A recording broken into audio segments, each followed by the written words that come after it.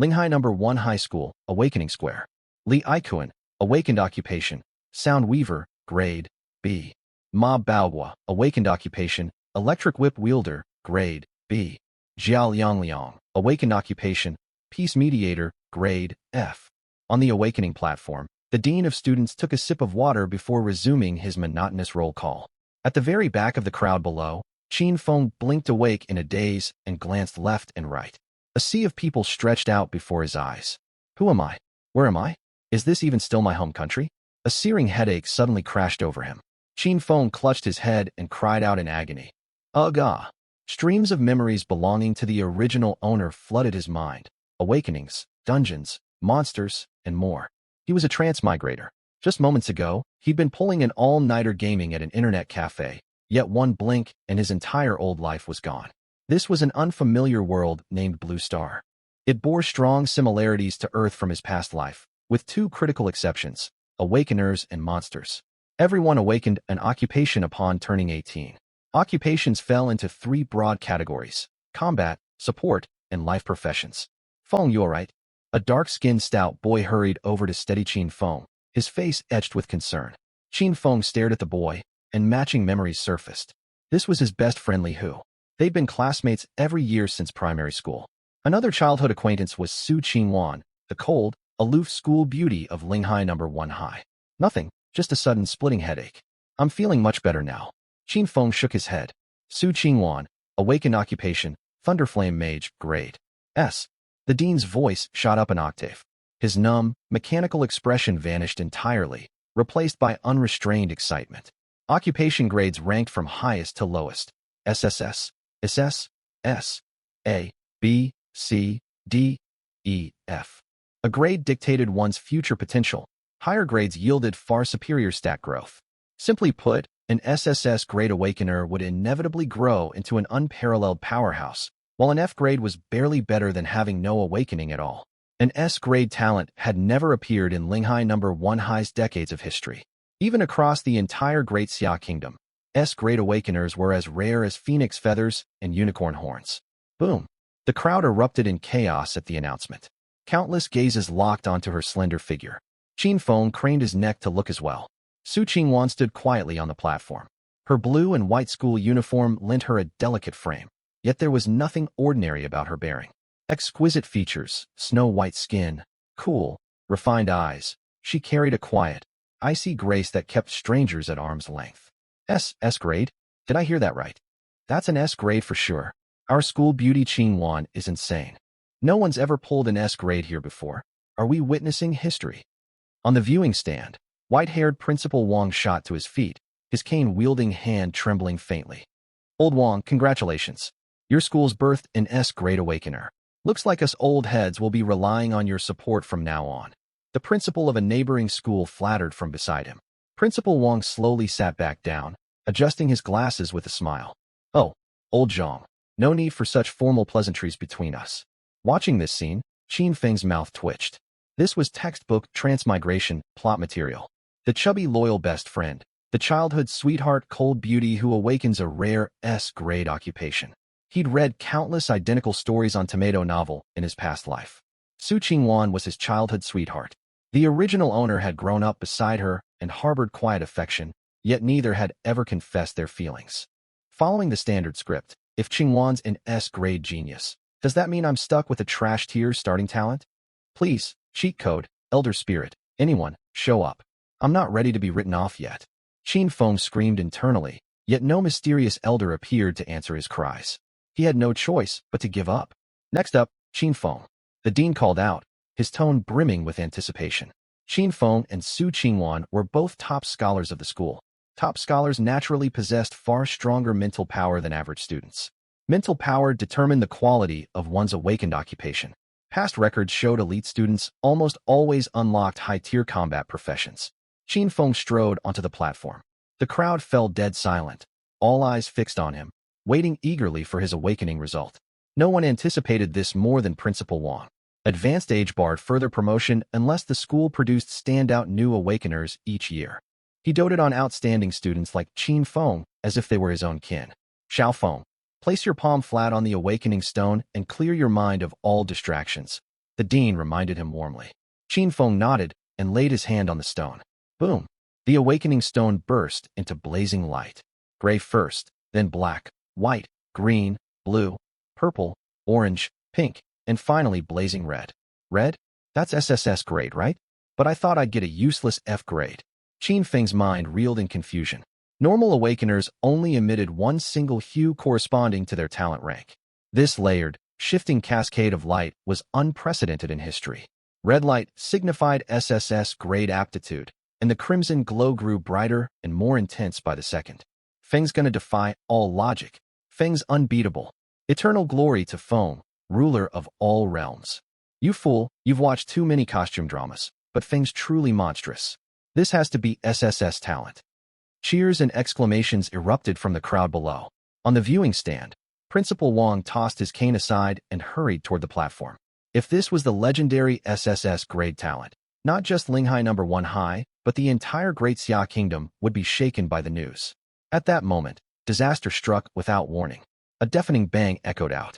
The awakening stone exploded. Smoke billowed, stone shards scattered everywhere, and a scarlet beam shot straight into the sky, swirling into a massive vortex overhead. Protect Xiaofeng.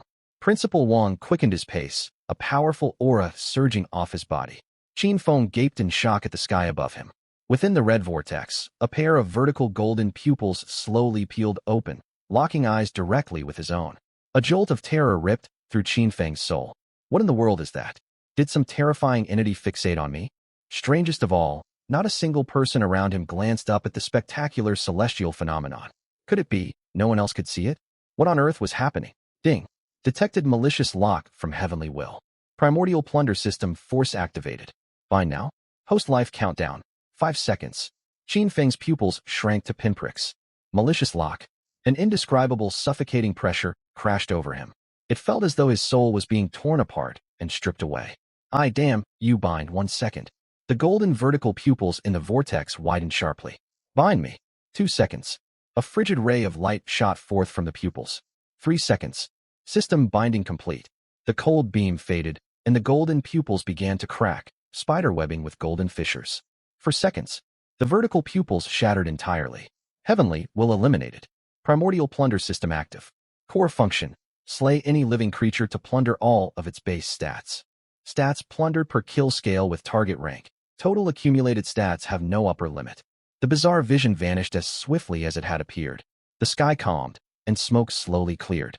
Qin Feng gasped for air, cold sweat dripping down his forehead. He'd felt the icy grip of death just now. Without the system binding instantly, he would have perished for certain. Xiaofeng, are you all right? Principal Wang rushed onto the platform first, his old face etched with panic.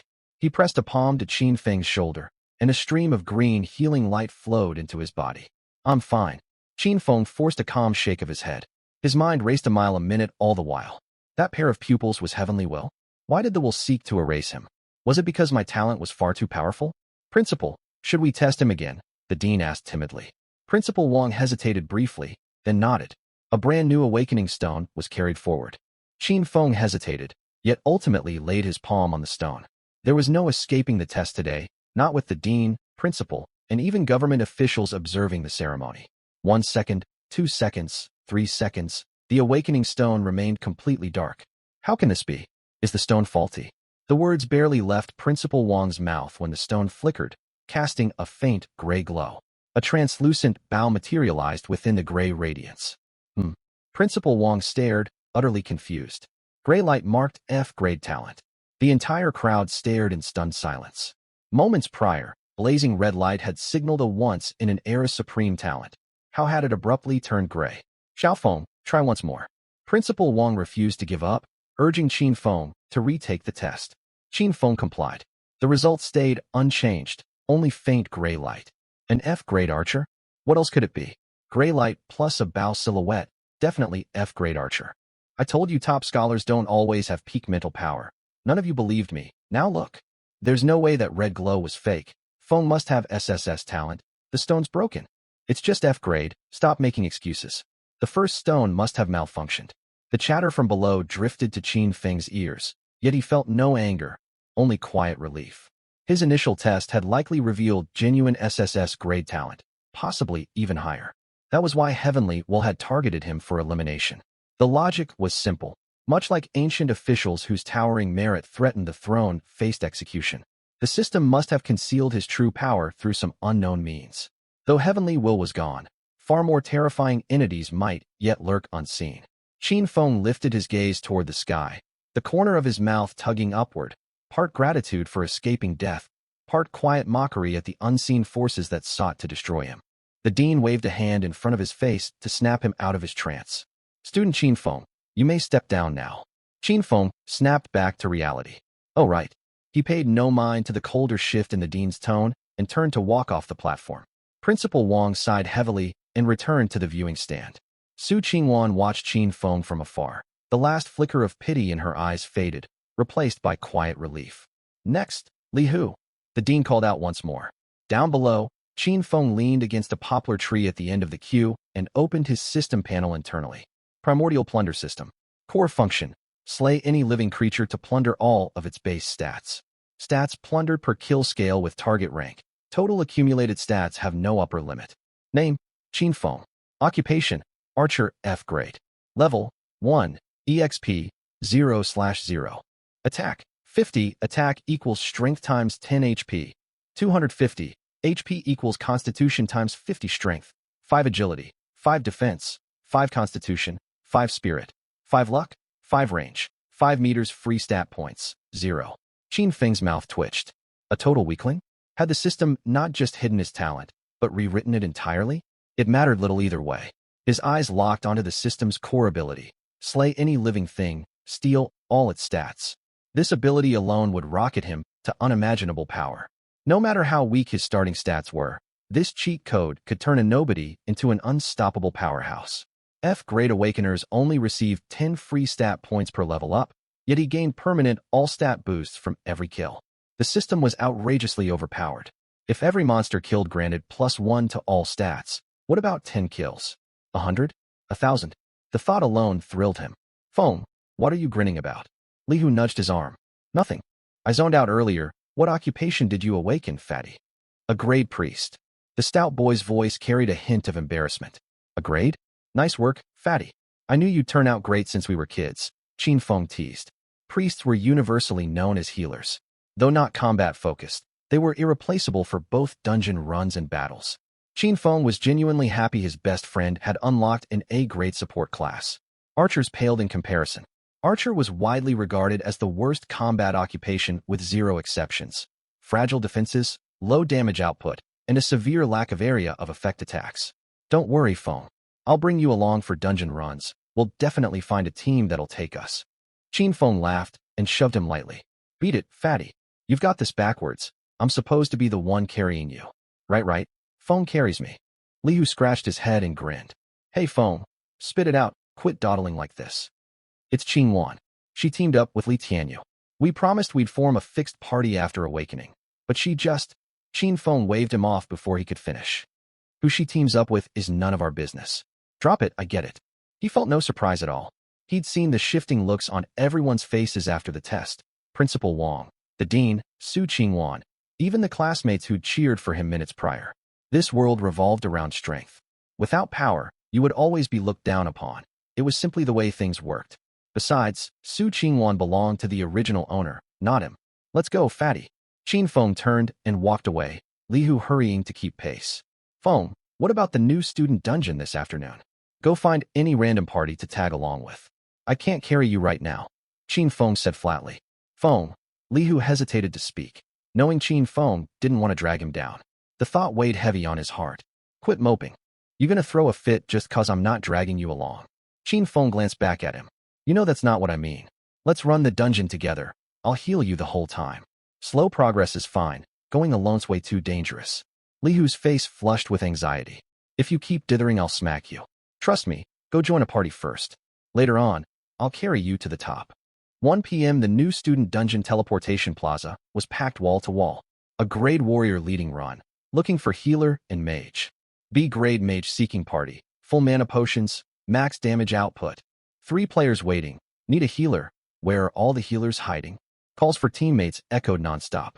High-tier combat awakeners were swarmed by crowds. while F and E grade occupations huddled alone in the corners, ignored by everyone. Qin Feng clapped Li Hu on the back. Go join that A grade warriors party. Feng, but I. Li Hu tried to argue, but Qin Feng shot him a sharp glare. He fell silent reluctantly. After sending Li Hu off, Qin Feng walked to the registration counter and handed over his student ID. The administrator didn't lift his eyes, scrolling through his phone without pause. Name, gender, occupation, party details. Standard procedure required party captains to submit all members' IDs for the administrator to log and issue dungeon access tokens. This clerk clearly couldn't be bothered to follow protocol and demanded verbal answers instead. Qin Feng had seen countless such petty officials before and paid it no mind. Qin Feng, F-grade archer, no party. The administrator's brows furrowed. Gender. Qin Feng fell silent. You deaf? I asked for your gender. Qin Feng spread his hands helplessly.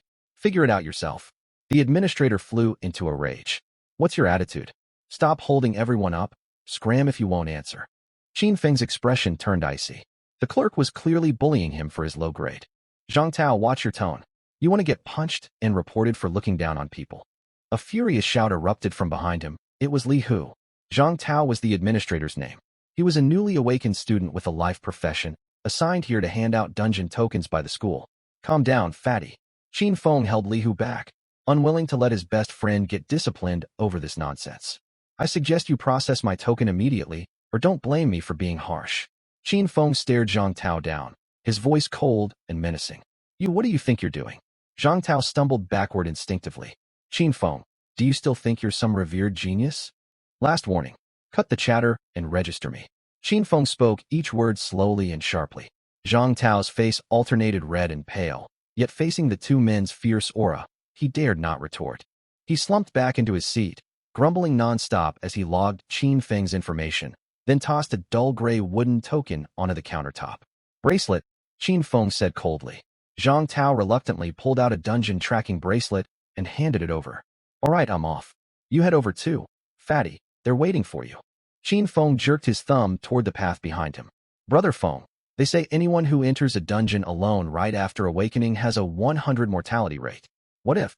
Qin Feng said nothing, simply waved a hand, then turned and walked toward the dungeon teleportation array. The glowing light curtain warped and rippled. Qin Feng opened his eyes and glanced left and right. He stood at the edge of a dense, ancient forest, gnarled old trees stretching endlessly into the distance. A 100 death rate for solo dungeon runs, huh? Qin Feng muttered under his breath. The claim rang true.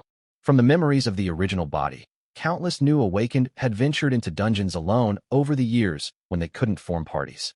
Every single one met the same end, death.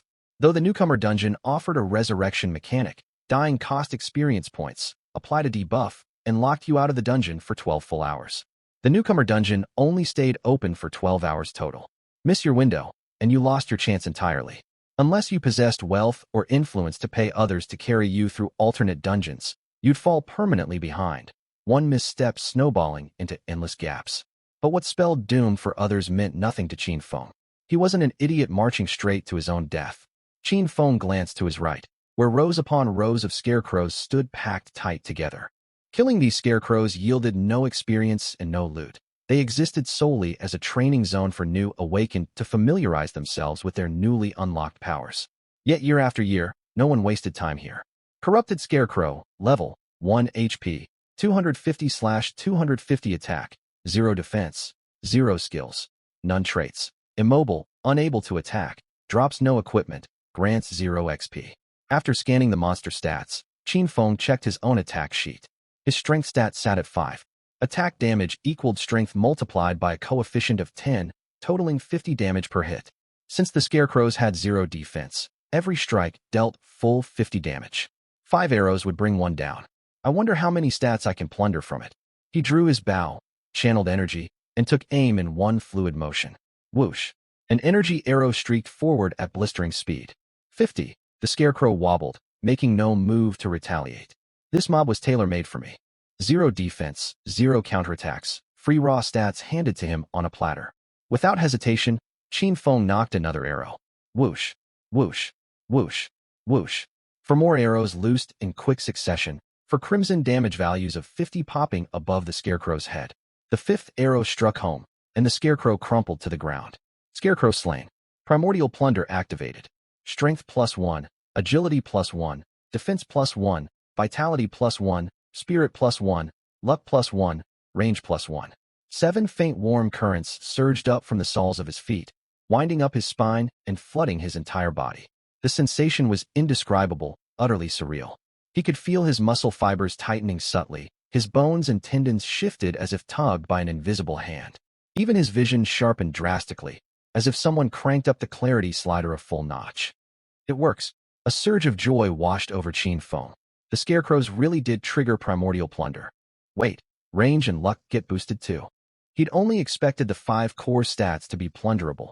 This pleasant surprise exceeded all his expectations. With this ability, he was practically unbeatable.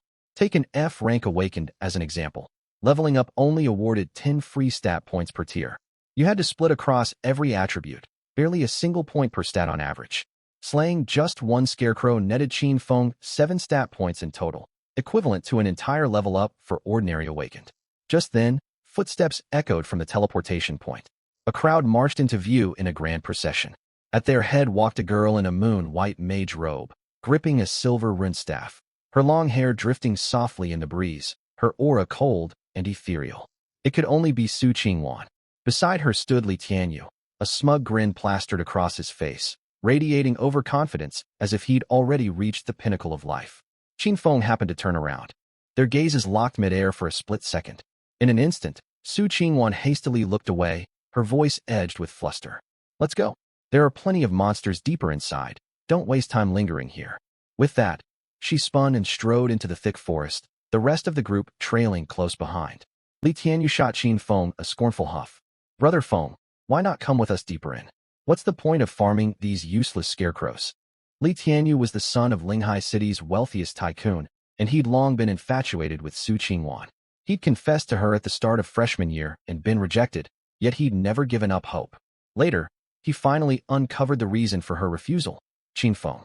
He'd launched an investigation into Qin Feng and Su Qingwan's shared history, along with their backgrounds. Qin Feng was an orphan with no living parents, discovered by Principal Wang years ago. Principal Wang had seen great promise in the boy and taken full financial responsibility for his schooling, covering tuition, living expenses, even the exorbitant costs of warrior cultivation potions. All the way from primary school up to the day of his awakening. Principal Wang was not purely altruistic, though. From the moment he took Qin Feng under his wing, he'd laid out the truth. Once Qin Feng achieved greatness, he would owe the principal a debt of repayment. He lacked neither money nor resources. Power was his sole obsession. Yet he was far from a villain. Though every move he made was calculated for gain, he treated Qin Feng and the other children he sheltered kindly. Principal Wang had taken in dozens of orphans like Qin Feng, all for the same motive, to climb higher through their future accomplishments. His hunger for advancement burned endlessly. Li Tianyu had originally planned to secretly get rid of Qin Feng, but upon learning all this, he'd hesitated. The Li family possessed immense wealth and influence, yet they still tread carefully around Principal Wang. In this world, school principals wielded far greater authority than their counterparts on Earth. Thus, Li Tianyu had always reigned in his hostility toward Qin Feng. Everything changed after awakening, however. He knew Principal Wang well. Now that Qin Feng had awakened as a worthless F-rank archer, he held no more utility for the principal. When Qin Feng remained silent, Li Tianyu tilted his chin upward and repeated his sneering offer. Brother Feng, made up your mind yet? The dungeon interior's far more entertaining than this. No need. Qin Feng replied coldly. Li Tianyu's smile faded, a dark glint flickering in his eyes. Qin Feng's complete disregard stung far worse than any verbal retort. Still, he let out a hollow laugh and turned to leave. The newcomer dungeon was far too critical to waste time bickering here. Qin Feng shared the same mindset. Getting distracted by petty sarcasm would only be foolish. Miss the newcomer dungeon's window, and you'd fall irreparably behind, doomed to a mediocre life. Dungeons in this world were monopolized by powerful aristocratic clans. Ordinary commoners hoping to climb the social ladder had no choice but to attend school faithfully to earn dungeon access tokens. Only admission to top universities brought greater recognition and a steady stream of cultivation resources. Qin Feng resumed his monotonous, endlessly rewarding cycle: draw bow, channel energy, loose arrow. His stats skyrocketed with every kill. Elsewhere, Su Qingwan's 4-person squad surrounded and fought a level 3 elite Grey Wolf. Elite monsters boasted superior base stats to regular mobs of the same level, and regular monsters outmatched newly awakened players at their tier. This only held true in the early game. However, gear and stat potions would flip the balance later on. Typically, a full 4-person party stood almost no chance of defeating an elite monster above their level. Su Qingwan's group had stumbled onto this elite gray wolf immediately upon entering, and all of them were only level 1. A standard team would have turned and fled without hesitation. Lingering even a second longer meant risking death. Su Qingwan's squad was different. 1S rank and 3A rank talents gave them unmatched confidence. Heal Qingwan. Ignore me. I can still hold aggro. Li Tianyu simpered as he hacked away with his longsword. The party's healer immediately raised her hands, streams of green light flying across the distance to mend Su Qingwan's wounds. Any other student watching would be stunned to see a mage tanking hits up front. Mages notoriously frail, relegated to backline damage dealers in almost all scenarios. Su Qingwan fearlessly stood at the front against a level 3 elite beast, a testament to the terrifying power of her rare S-rank Wind Thunder Mage bloodline. The 4-person team was an unusual composition. Su Qingwan the mage, Li Tianyu the warrior, and 2 dedicated healers. Odd as their setup was, they fought with seamless coordination, and the elite Grey Wolf's HP bar dwindled to nearly nothing. Tianyu, hold its aggro a little longer. I need to restore my mana. Su Qingwan stepped back and told him. You got it. Mana was a mage's lifeblood. Empty mana pools left them unable to cast even basic attacks. Mana restoration could not be interrupted by incoming damage, so Su Qingwan retreated to a tree to sit and chug mana potions. The 2 healers poured all their healing into Li Tianyu, filling him with overconfidence. His HP fluctuated wildly, yet he faced zero risk of dying. Seeing the wolf's health nearly depleted, Li Tianyu relaxed, his arrogance swelling further. He caught sight of Su Qingwan sitting with her eyes closed, regaining mana, her side profile calm and serene. An overwhelming urge to show off surged through him. Qingwan, rest easy. Leave this wolf to me. He raised his voice on purpose, abandoning steady defensive parries to unleash dazzling sword flurries, pressing forward aggressively to drive the howling wolf back step by step. Watch my health bar. I'll finish it off in one burst. Li Tianyu grew more carried away by the fight by the second. He let out a loud battle cry and unleashed his skill, rending Earth Slash. Most newly awakened professions only possessed basic auto attacks. Skills like rending Earth Slash were rare privileges. Boom. His blade crashed hard into the ground, a visible shockwave rippling outward, striking the wolf dead on. The residual blast slammed into the surrounding forest, sending flocks of birds scattering into the sky. The thunderous crash echoed through the trees. Deep within the woods, a pair of scarlet eyes lit up. Dry leaves crunched violently under heavy paws. An even bulkier gray wolf stepped slowly out of the shadows, its predatory gaze locked unblinkingly on Li Tianyu. A second elite gray wolf had appeared. Li Tianyu's triumphant expression froze, draining pale in an instant. Qingwan run. 2 elite gray wolves. Their party could not possibly withstand both. Su Qingwan opened her eyes to spot the newly arrived giant wolf and Li Tianyu's panic. Her brows furrowed faintly, her cold voice betraying no emotion. Retreat. At her command, the 4 scrambled toward the dungeon entrance. Back at the dungeon entrance, Qin Feng continued farming the scarecrows non-stop. Only a handful remained standing now. He loosed his final arrows, wiping out every last scarecrow. At that exact moment, every awakened's communication wristband began vibrating violently. Qin Feng slid a finger across its surface and opened the interface. Light projections bloomed above the band, lines of text materializing before his eyes. Global Blue Star announcement. Hidden challenge completed by a newly awakened user detected. Rewards distributing. Congratulations to user Feng. Title, Seer. Congratulations to user Feng. Class-specific skill, Ice Arrow. Congratulations to user Feng. Epic class-specific weapon, Moonchaser. Joy lit up Qin Feng's face as he read through his rewards. I never expected such a pleasant surprise. Just then, beast roars mixed with human screams drifted over from deep within the forest. Qin Feng turned his gaze toward the woods. The second the global announcement popped up, the entire Great Xia regional chat channel erupted in chaos. What even is this hidden challenge? I've overseen decades of newcomer dungeon openings, never once heard of a hidden challenge. Neither have I. Is the announcement glitching? Same here. Same. Qin Feng skimmed the flood of messages, lost interest instantly, and closed his wristband. System, Pull up my status panel. Primordial Plunder System, core function. Slay any living creature to plunder all of its base stats. Stat gain per kill scales with the target's quality. No upper limit to total accumulated stats. Name, Qin Feng title, Seer equipped gear, Moonchaser unequipped skills. Ice Arrow class. Archer F rank level, 1 XP, 0/500. Attack, 550 HP, 2750 strength, 55 agility, 55 defense, 55 vitality, 55 spirit, 55 luck, 55 effective range, 55 meters free stat points, 0. These stats are insane. Even having anticipated massive gains, Qin Feng gasped at the full set of 55 points across every attribute.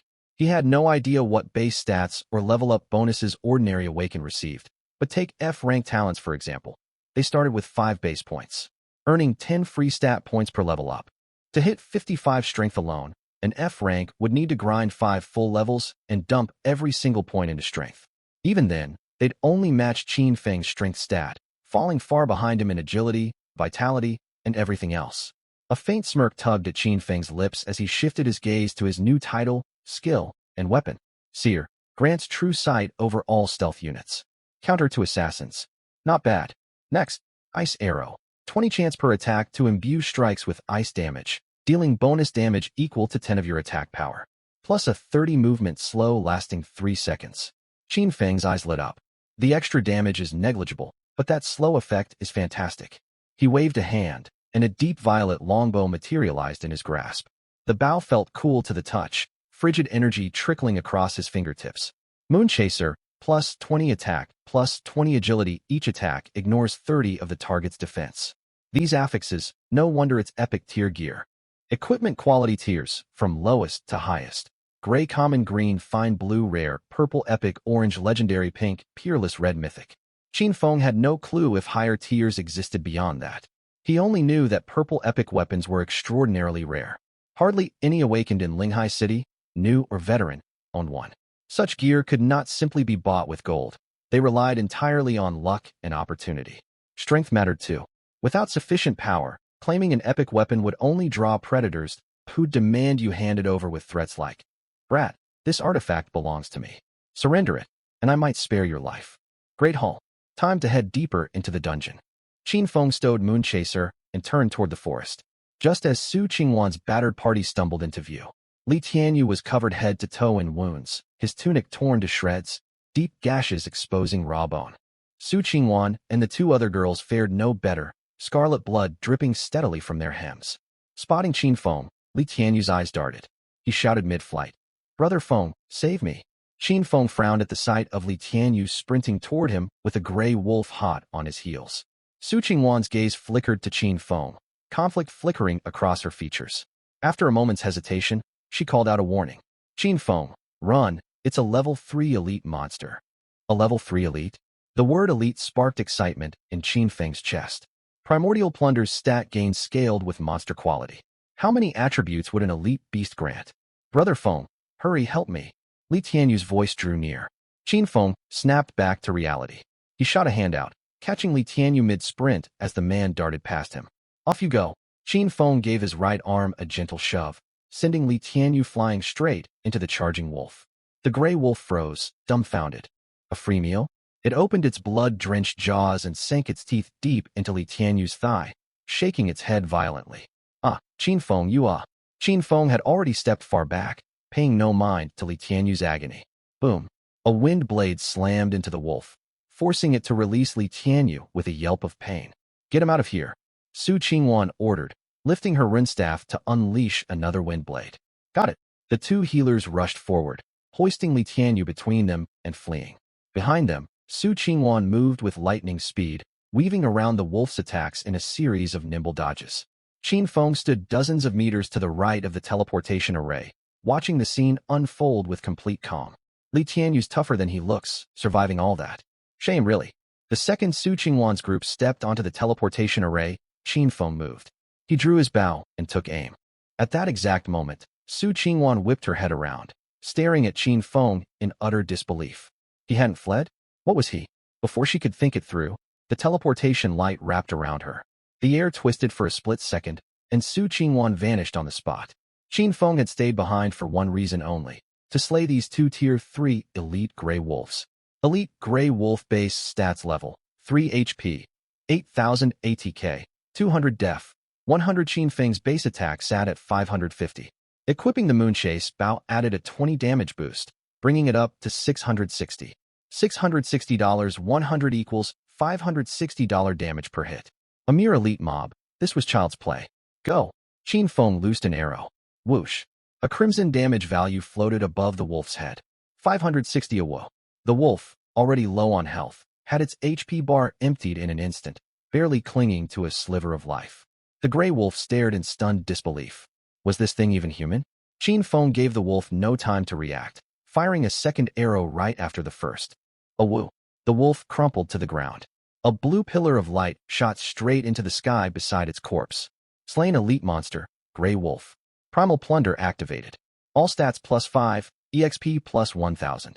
The larger Grey Wolf standing nearby watched the whole scene, utterly dumbfounded.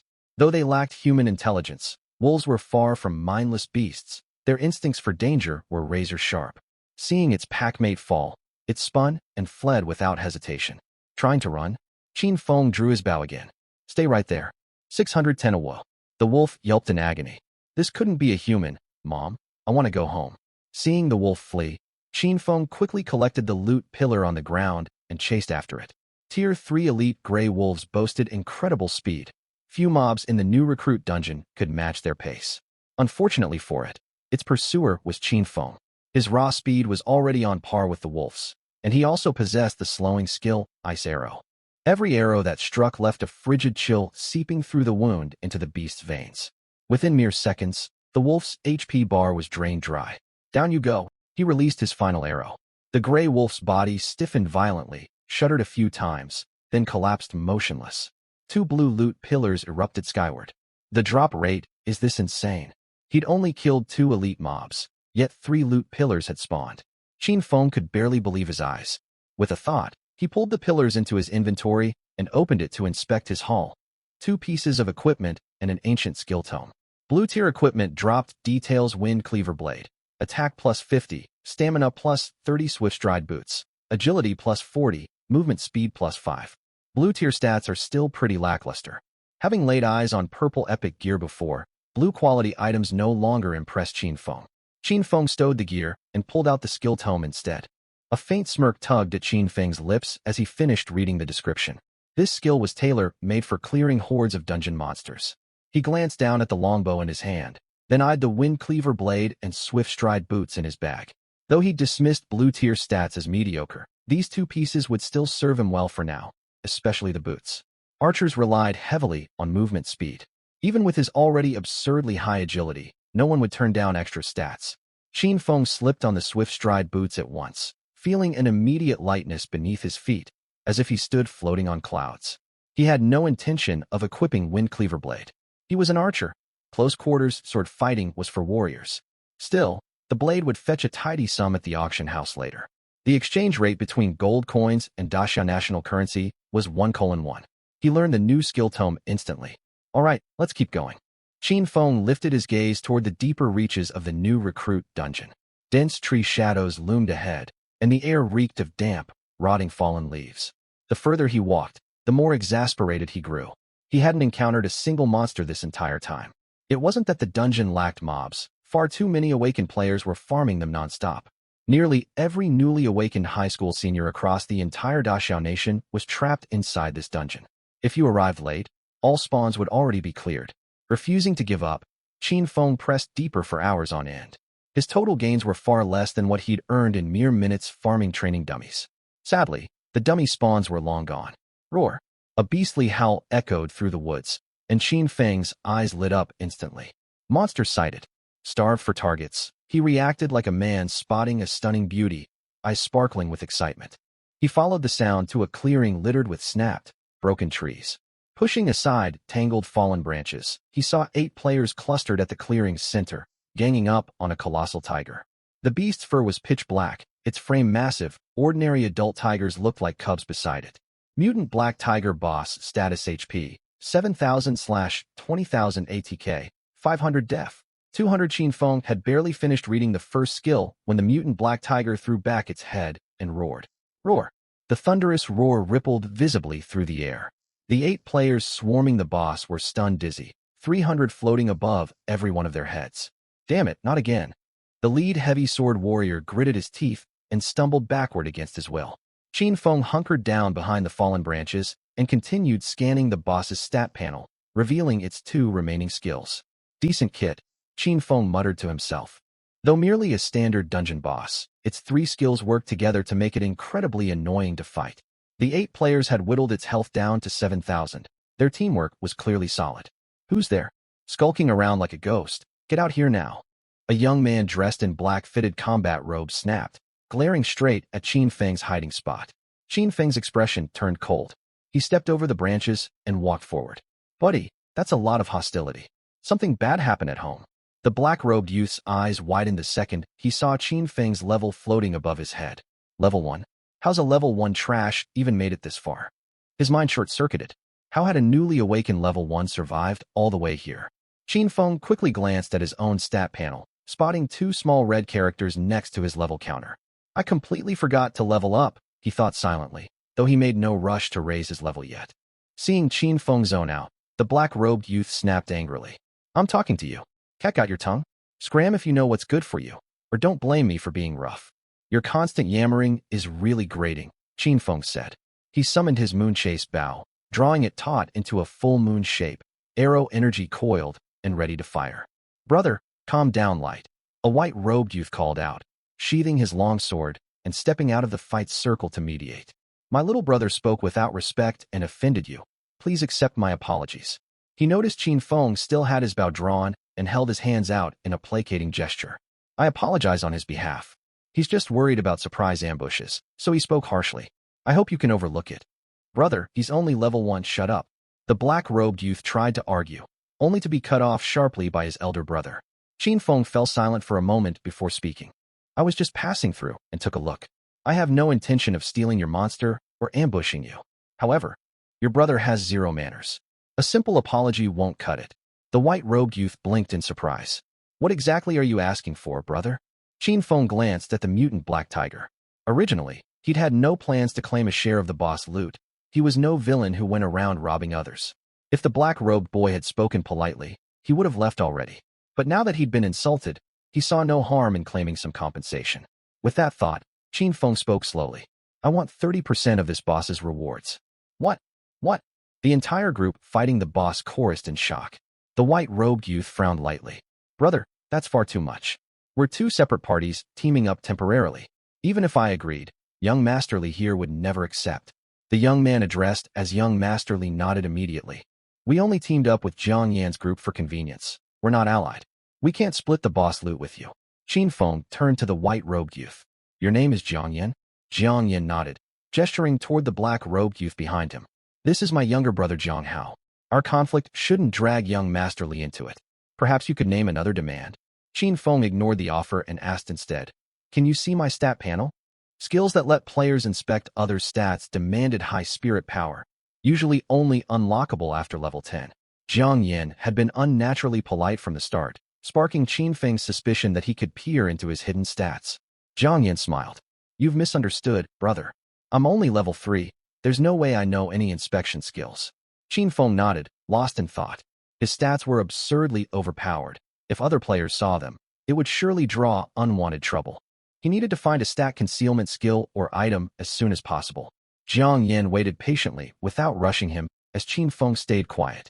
The 8 players were already struggling to wear down the tiger, and losing Jiang Yan, their main damage dealer, made the fight even harder. Still, none dared interrupt to hurry Qin Feng. A few seconds later, Qin Feng snapped back to reality. Since this boss belongs to 2 separate parties, I won't push you for 30%. I'll take something else instead, equipment, or a special skill tome.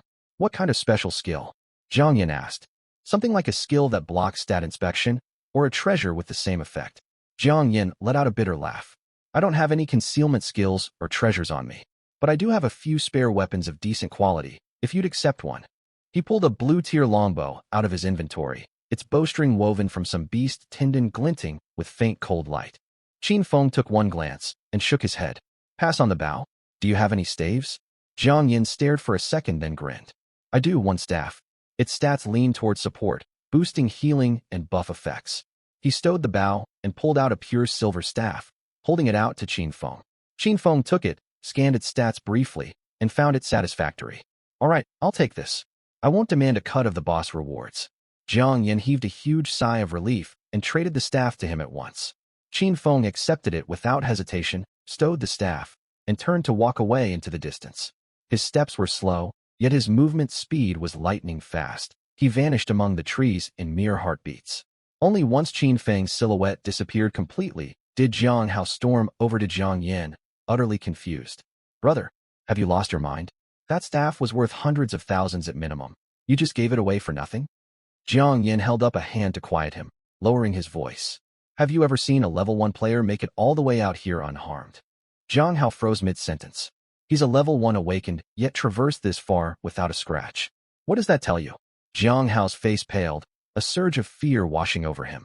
You mean, people like him either stumbled upon a once-in-a-lifetime fortune, or have a powerful backing. He's definitely decked out in top-tier rare gear. Jiang Yin clapped his brother's shoulder, speaking earnestly. 1 blue-tier staff in exchange for our 2 lives is a bargain. From now on, keep your eyes open when you go out. Don't go picking fights with random strangers. Jiang Hao hung his head, muttering quietly. I get it, brother. Hidden in the shade of distant trees, Qin Feng shook his head to himself. I'm far too soft-hearted. I let that perfect boss opportunity slip right by. He'd lingered nearby to gauge Jiang Yan's true intentions. If the youth had acted polite to his face, then betrayed him behind his back, death would have been his fate. But since Jiang Yan possessed good sense, Qin Feng let it slide. Making unnecessary enemies was never wise. Stowing his moonchase bow, Qin Feng sprinted deeper into the woods, back to farming monsters. He wandered on and off for several more hours before stopping to rest. He'd barely encountered any spawns the entire trek. System, open my stat panel. Primal Plunder System Core Panel Name. Qin Feng Title, Seer Class. Archer F Rank Level. 1 EXP. 2500/500 Equipped. Moonchase Bow Epic. Swift Stride Boots Blue Tier Attributes. Base Attack. 800 Attack with Gear. 960 HP. For 1000. Core Attributes. Strength. 80 Agility. 80 Agility with Gear. 136 Defense. 80 Stamina. 80 Spirit. 80 Luck. 80 Max Range. 80 meters. Should I level up? Qin Feng hesitated, staring at the glowing level up prompt. Leveling granted free stat points. That much was tempting, but he wanted to save the level up for a critical moment. In this world, leveling triggered a split-second invincibility frame, fully restoring HP and mana instantly. If I could level up mid-fight with that thought, he closed the stat panel without further delay. His stats were undeniably powerful, yet he was far from unbeatable. He might rank among the strongest of these newly awakened recruits, but paled in comparison to true veteran powerhouses. To stay safe, he decided to hold off on leveling for now. Qin Feng scanned his surroundings, feeling lost. The new recruit dungeon was almost entirely cleared of monsters. Where could he farm more stats now? High-level wild zones and advanced dungeons are monopolized by noble clans. Outsiders can't get access without connections. I need to find another way. Just then, his communication wristband vibrated violently. With a thought, he activated it. Global Blue Star Announcement. The new recruit dungeon world boss will spawn at midnight. Coordinates 156-97. Qin Feng's eyes lit up with delight. World bosses were a league apart from ordinary dungeon bosses. Simply put, they boasted far greater difficulty and exponentially richer rewards. The world boss of Demon Vale Forest, the new recruit dungeon, was the single greatest early-game treasure trove available.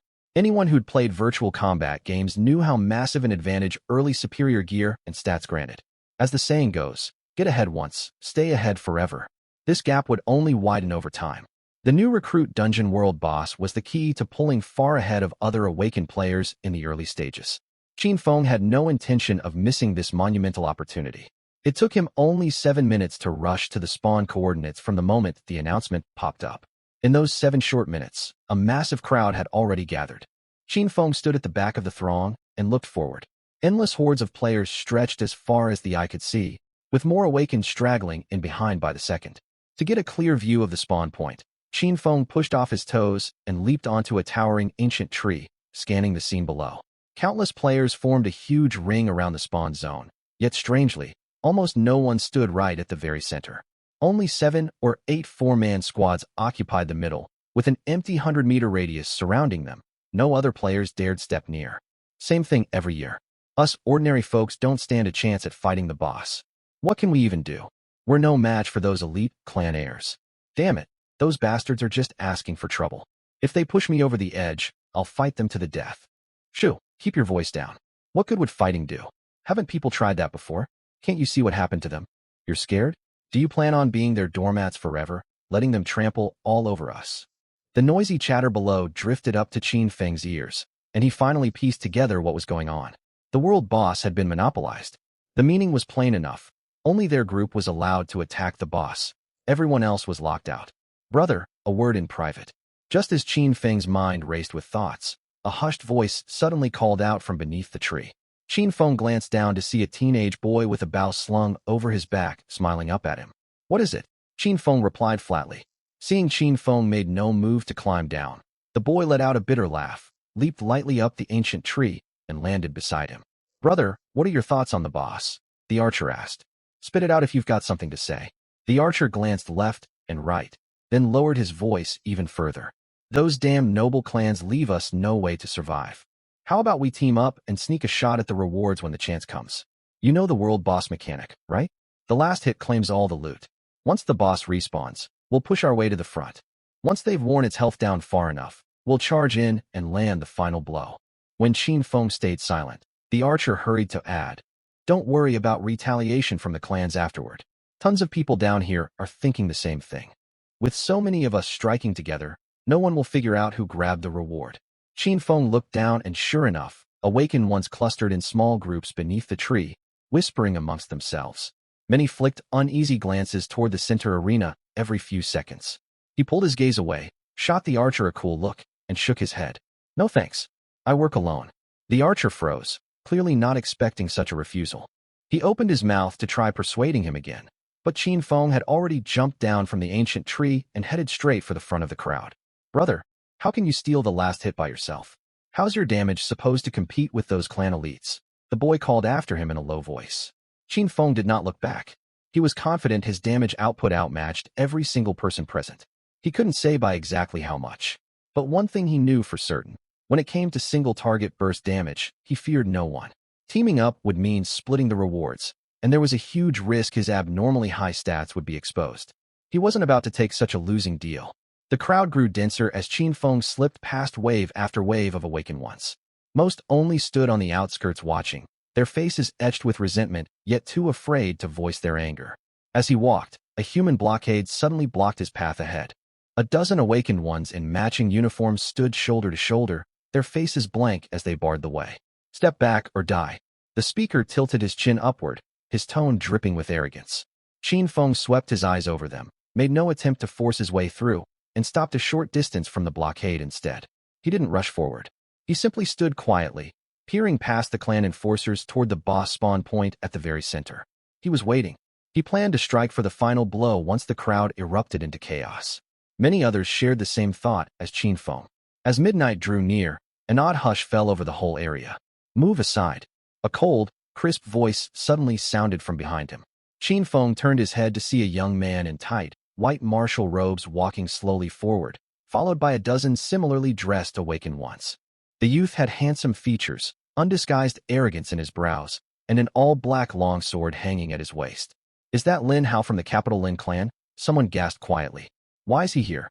Didn't the Lin clan fall from power? A starved camel is still bigger than a horse. Even on its last legs, the Lin clan still holds the right to fight here. Amid the murmurs, Lin Hao reached the blockade. The dozen enforcers clearly recognized him. The lead youth frowned, but still clasped his hands in greeting. Young Master Lin, please. You dare block me? Lin Hao let out a cold snort. Do you even know your place? Before the man could react, Lin Hao raised his hand and slapped him hard across the face. The enforcer went flying without a chance to defend himself. Lin Hao, you're far too overbearing. A burly young man stood up from the central zone behind the blockade, his face dark with fury as he stared their way. This was Wang Teng, direct heir of the Wang clan, one of the top-tier capital factions. Overbearing, Lin Hao stepped past the crowd inward. The world boss belongs to whoever has the strength to claim it. If your Wang clan can fight it, Why can't my Lin clan? Wang Tung's face turned livid, yet he held back from attacking. Though the Lin clan had declined, their power still rivaled the Wang clans. An all-out conflict would benefit no one. Very well. If young Master Lin wants a piece of the fight, I, Wang Tung, will grant you that honor, but you may only bring one team. Fine by me. Lin Hao scanned the crowd as if searching for someone. Brother Jiang, come forth. Brother Hao, it's been a long time. A white-robed youth stepped out from the throng. Qin Feng followed the voice and saw none other than Jiang Yin, the archer who'd spoken to him earlier. Jiang Yin walked over to Lin Hao and whispered a few words. Lin Hao's gaze cut across the crowd and landed on Qin Feng. Their eyes met. Lin Hao nodded in acknowledgement, and Qin Feng nodded back. This exchange left everyone present dumbfounded. All eyes swiveled to Qin Feng, burning with curiosity over who this person was to earn such special treatment from an insolent noble heir. At that moment, the ground in the central zone rumbled faintly, as if something was about to burst forth. Qin Feng's expression sharpened, his eyes narrowing. It's here. The earth around Wang Tung and his men shuddered, and thick vines burst through the soil. Charge! The captain of the core team barked the command in unison with the others. Including Lin Hao's newly arrived party, there were 9 teams totaling 36 fighters on the field. All 36 drew their weapons and charged toward the vines. The instant countless attacks crashed down, the ground split open, and a blood-red ancient tree erupted from beneath the earth. It resembled a willow, towering dozens of zhang high, its scarlet bark striking against the surroundings. A hideous human face emerged from the tree's midsection. It split its massive jaws and roared. Mere human ants, you dare dream of slaying a god? Qin Feng's pupils constricted. This was the first time he'd ever heard a dungeon monster speak human words, and the sight left him utterly stunned. Rending earth slash. A heavy sword warrior from the core squad leaped high, his massive blades swinging downward with blinding speed. Boom. A colossal shockwave billowed outward, sending clouds of dust swirling everywhere. Immediately after, all manner of skills bombarded the giant tree without cease. That's blood battle octodirection? A spectator couldn't help crying out in shock. Qin Feng followed the man's gaze. One warrior blazed with thick blood energy, wielding a crimson great blade. With a twist of his wrist, the sword spun through the air, wreathed in swirling blood mist, undoubtedly a high-tier skill. Qin Feng glanced at the so-called blood battle octodirection, then looked down at his own longbow, clicking his tongue. Melee warriors really look badass. Archery is such a letdown. Look at the damage numbers, they're tiny. 30-some people attacking, and the boss health bar barely moves. Obviously, you think world bosses go down easy? Even if all of us piled on, it'd take ages. World bosses are meant to be swarmed by masses. Who knows how long this group of 30 will take? Ugh. Qin Feng skimmed the floating damage figures. They were indeed pitifully low. He pulled up the giant tree stat panel to check. Corrupted Tree Demon King status level, 10 HP, $199,315/$200,000 ATK, 1,000 def, 500. 500 defense. Ordinary awakened ones couldn't scratch its armor at all. The steady stream of $1 damage floats above the tree's crown proved it perfectly. The fighters hammering the boss were all elite clan seeds, yet even they could barely break through its defense. It spoke volumes about how formidable the world boss truly was. A 3-digit damage value suddenly caught Qin Feng's eye, and his casual expression hardened into focus. The Demon King held 500 defense. His Moonchaser Bow ignored $30 of armor, reducing its effective defense to just 350 against him. His attack stat stood at 960. $960 350 equals $610 per arrow, a staggeringly high hit. Still, Qin Feng felt uneasy. Several mages in the core circle dealt over 100 damage per spell, a threat he couldn't ignore. Too risky. I need to move closer, Qin Feng muttered to himself. He was over 100 meters away from the boss, yet his bow's maximum range only hit 80. Once the Demon King's health dipped low, he'd have to sprint forward, costing precious time. Arrows also took time to travel through the air. If he missed the last hit due to distance, he'd lose everything. As Qin Feng racked his brain for a plan, the boss abruptly shifted tactics.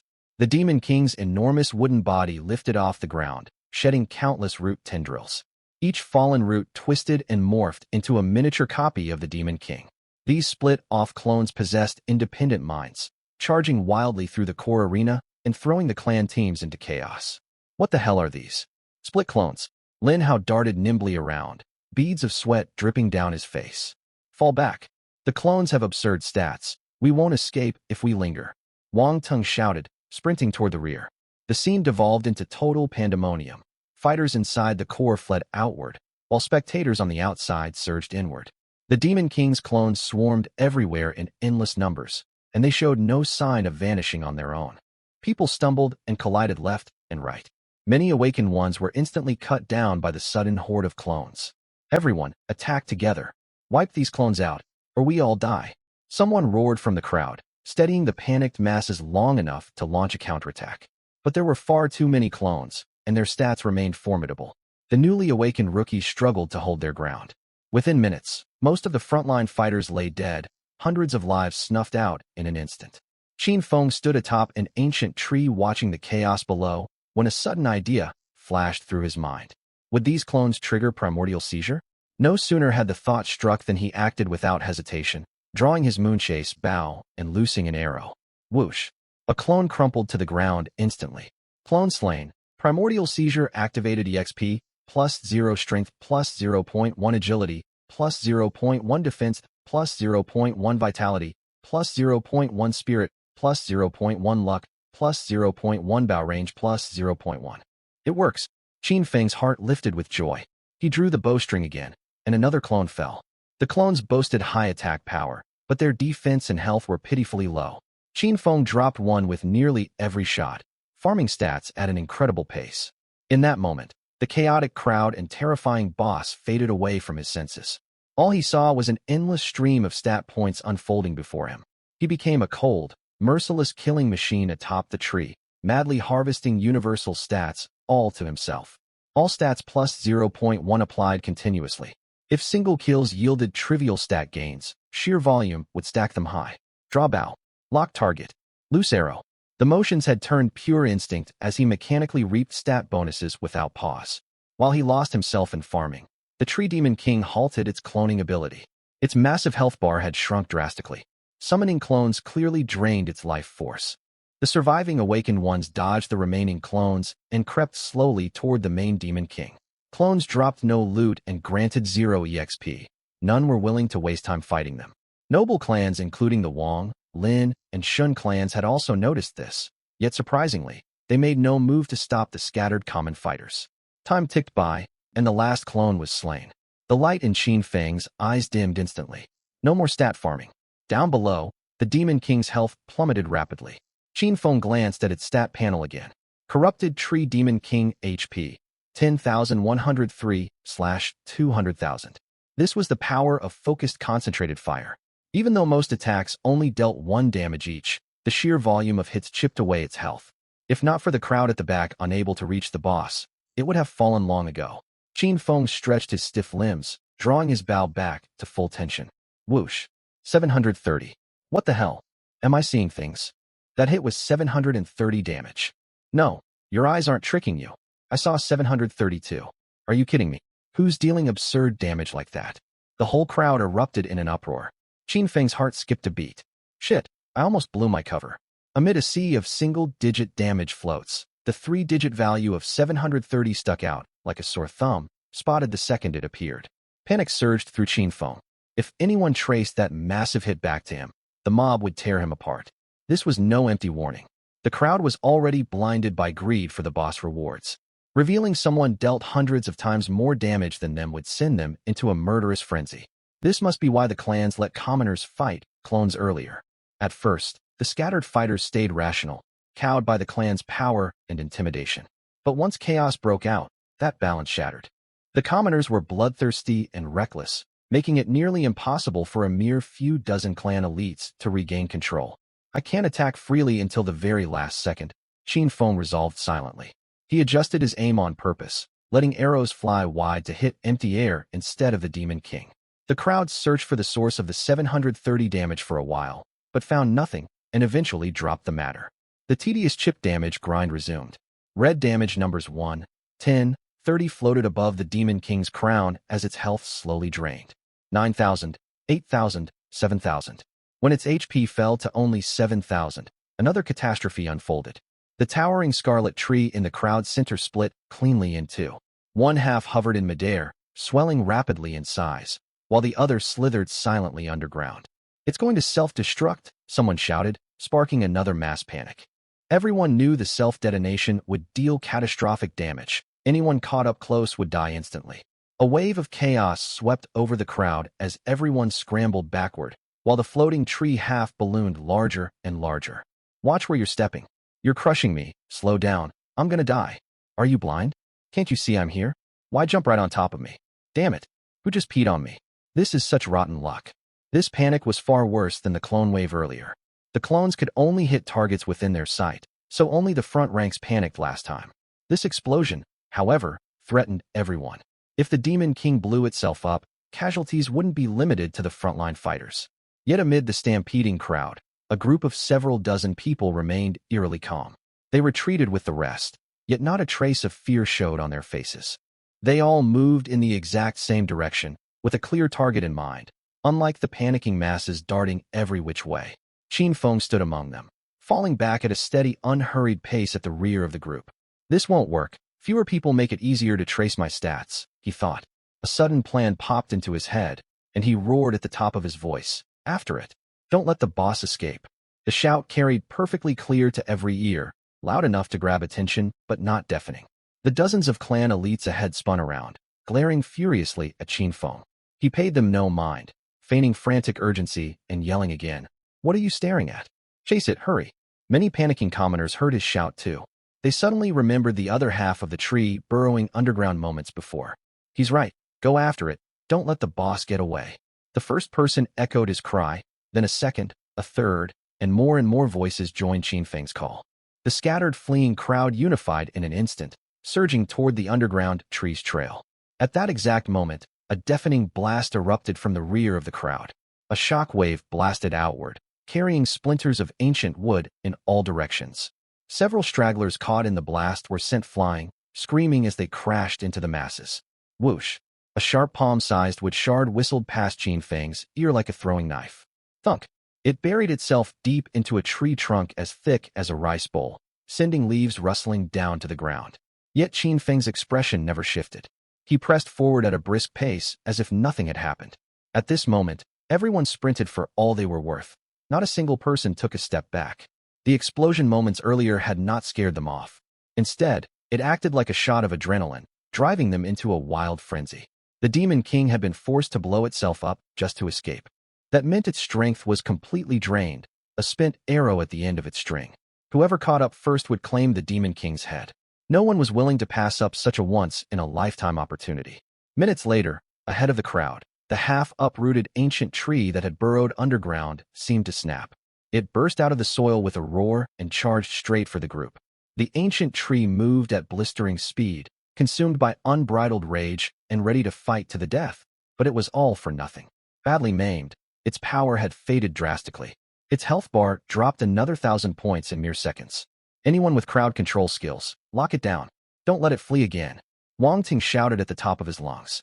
His voice boomed, laced with innate arrogance and an unyielding, commanding tone, as if berating his own household servants. In an instant, a deluge of skills slammed into the monster, binding chains, fire nets, ice walls. Multicolored light intertwined, illuminating the dim, surrounding woods. The ancient tree Demon King was pinned firmly in place, unable to stir an inch. The free players roared with wild excitement, fueled by bloodlust.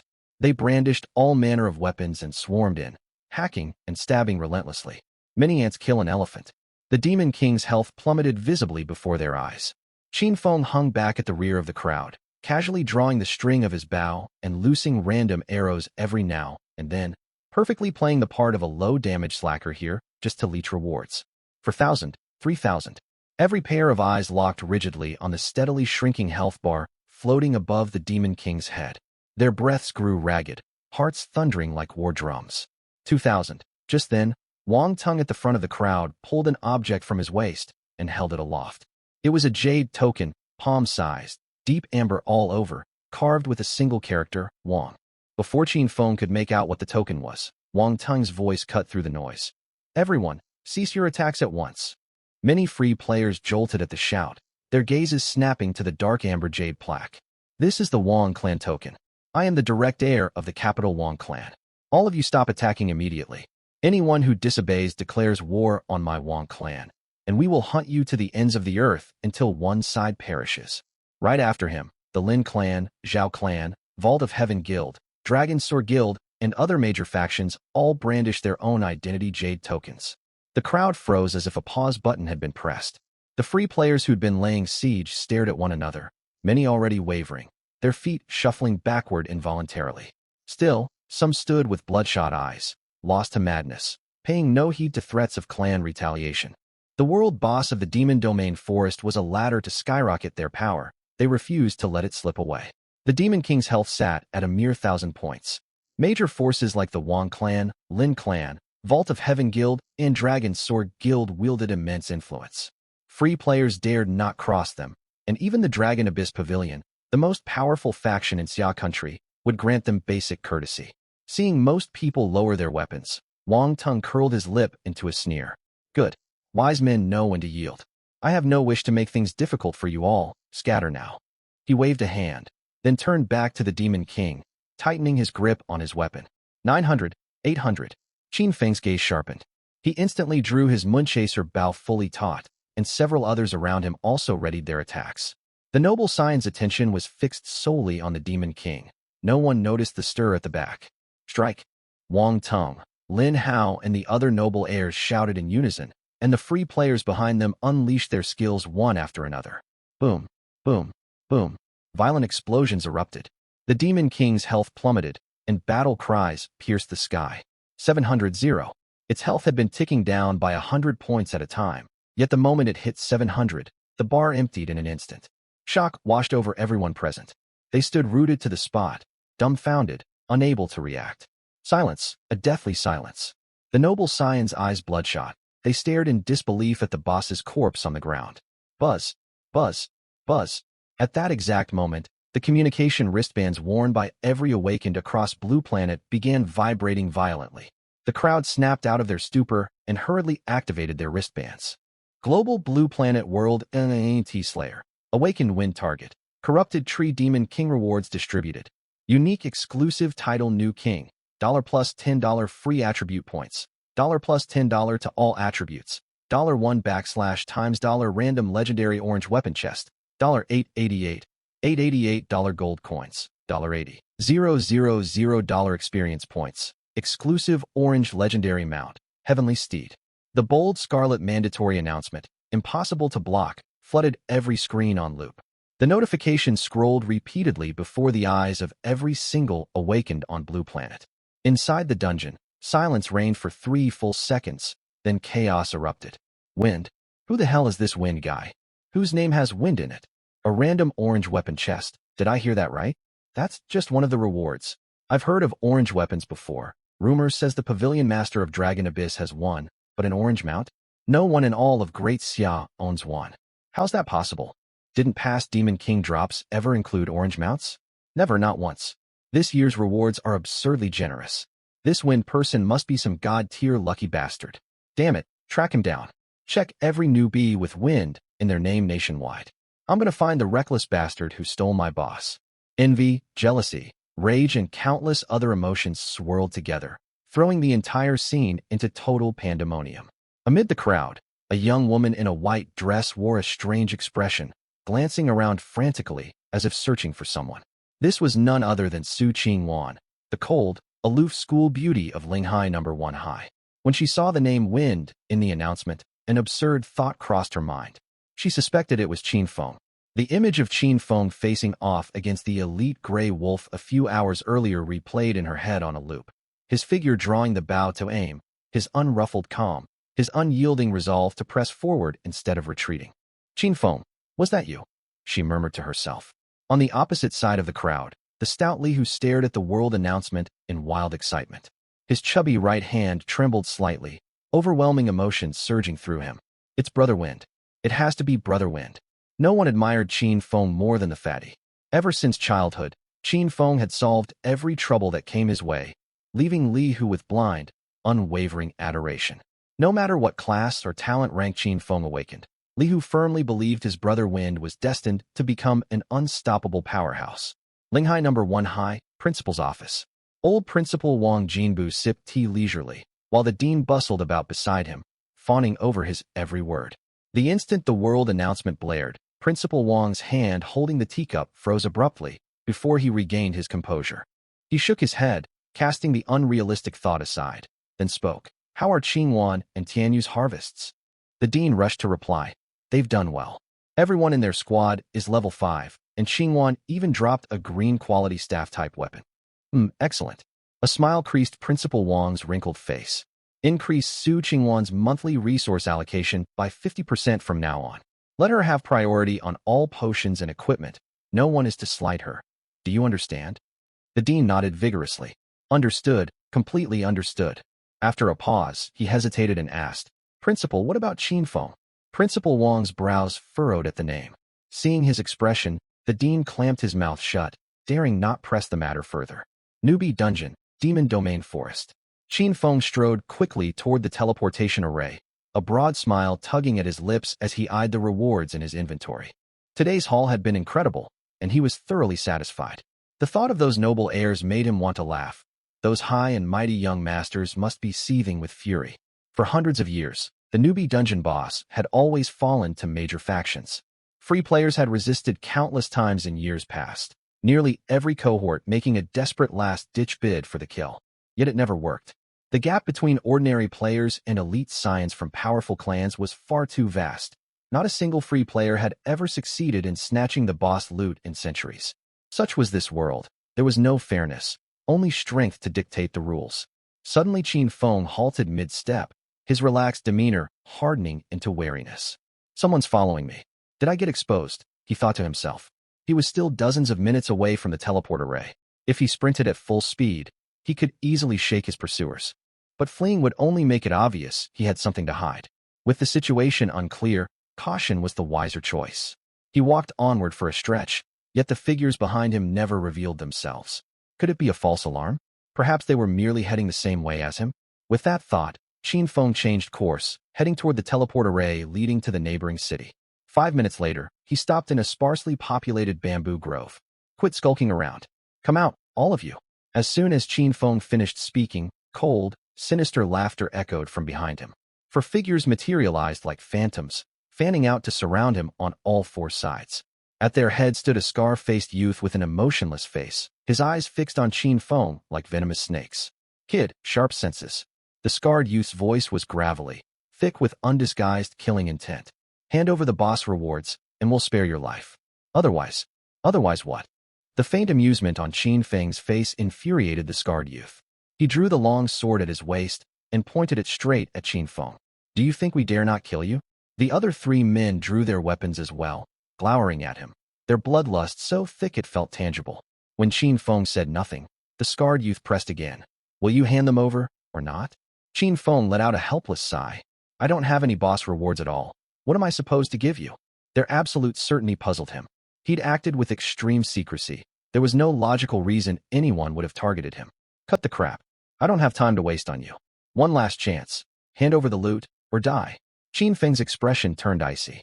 Truth be told, he could eliminate these worthless goons in a handful of blows, but the newbie dungeon's protection mechanics were troublesome. If they revived after dying, his identity would undoubtedly be exposed. I'll say this once more, I have no boss rewards. If you keep pushing your luck, I won't mind sending you straight back to the respawn point. Don't play dumb. I was standing right beside you when the Demon King died, and you were the first to run off. If you had nothing to hide, why bolt so fast? The scarred youth retorted. Qinfeng realized the truth. So that was how they'd caught on. He'd been far too careless. He'd need to act more discreetly from now on. Sigh fine. Qinfeng heaved a long sigh, and the 4 men's faces lit up. They thought the kid had finally surrendered. But the next second, the grin froze on the scarred youth's face. He stared down in utter horror at the arm piercing straight through his chest. Ugh, that's disgusting. Qinfeng pulled his blood-soaked arm free and wiped it casually on the man's clothes. He hadn't realized his strength was this overwhelming. A single ordinary punch had punched clean through the man's torso. You? The scarred youth tried to speak, but gushing blood choked off every word. The other 3 scrambled backward, consumed by paralyzing terror.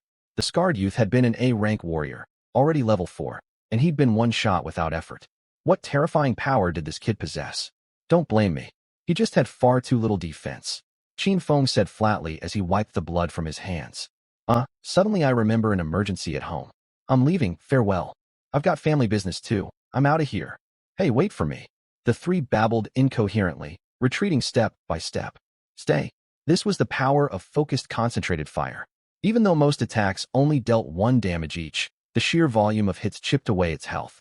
If not for the crowd at the back unable to reach the boss, it would have fallen long ago.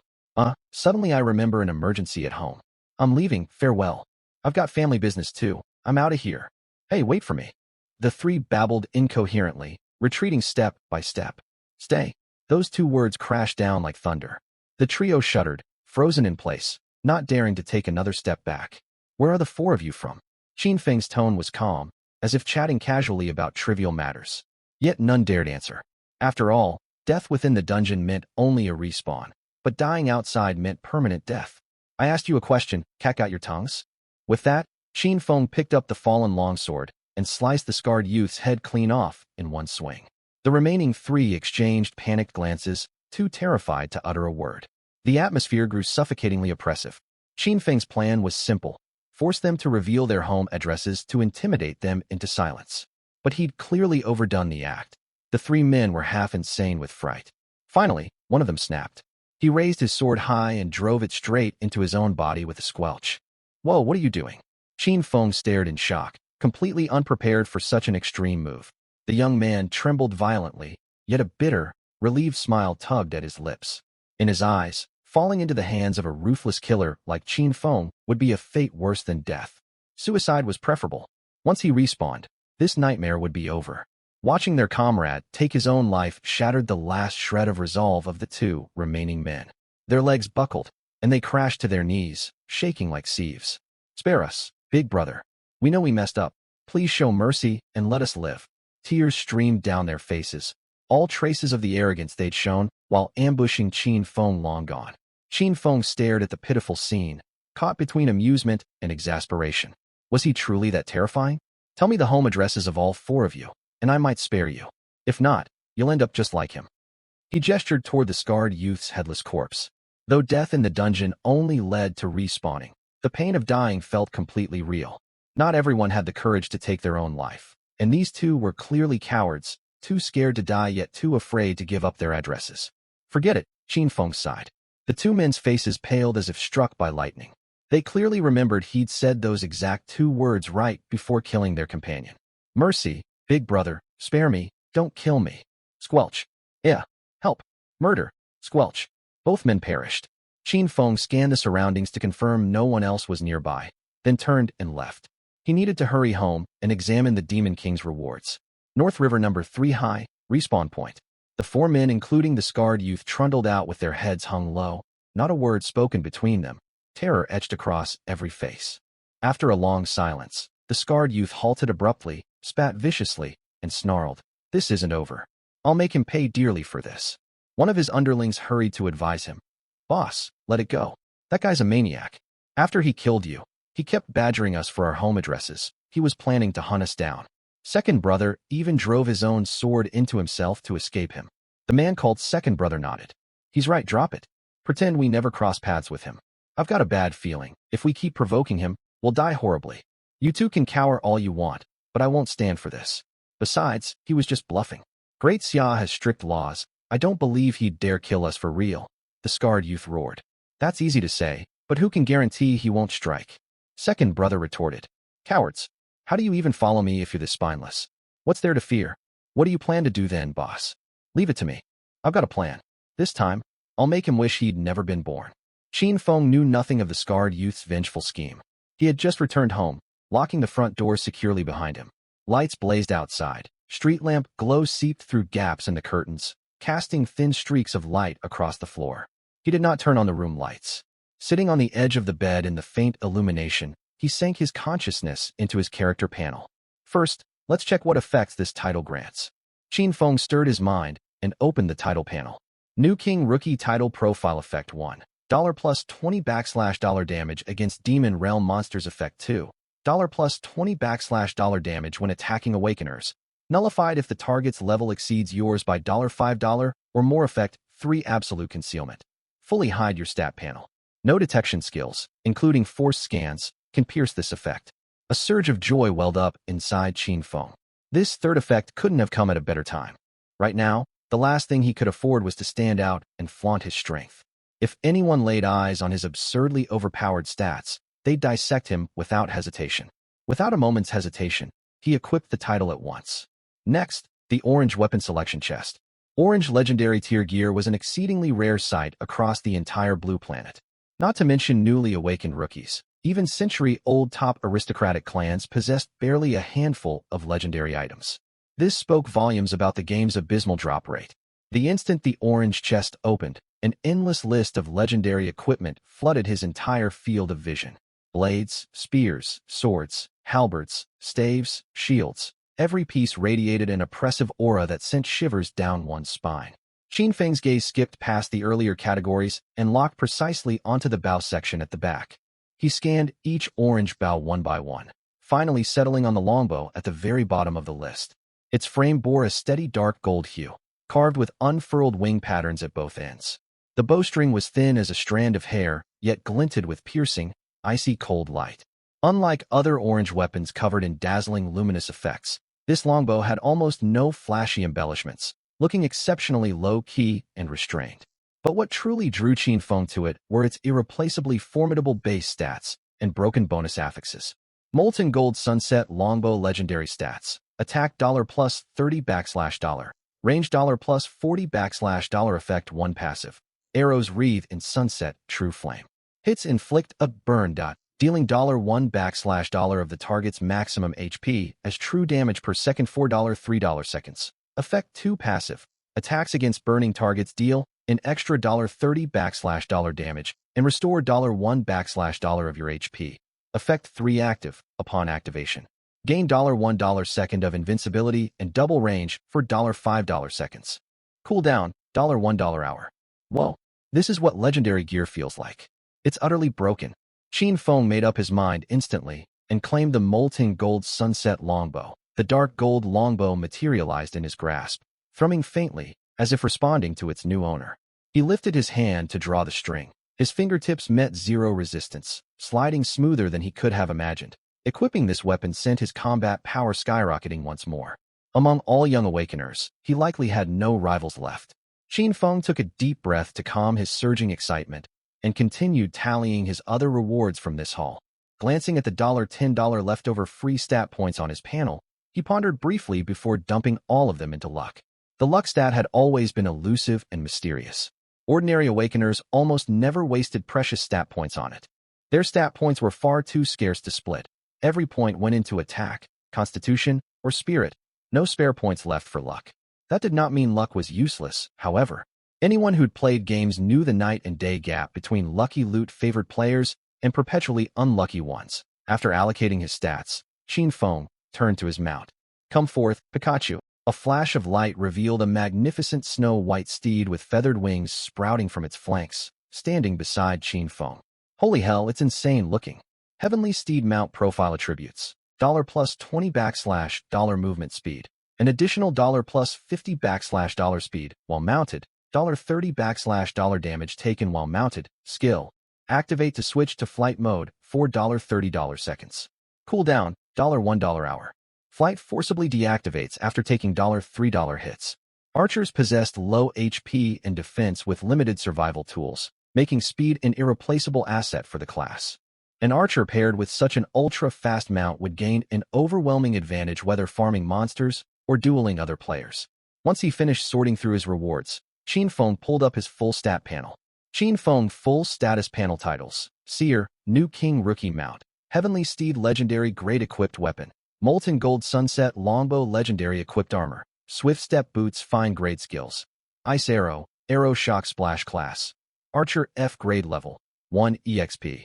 $82,500/$500 core parameters. Base attack. 1,000 attack with gear.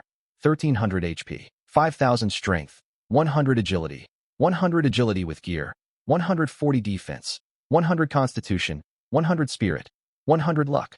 110 base range. 100 meters. Range with gear. 140 meters free points. 0. Having just awakened, every single one of his base stats already broke 100.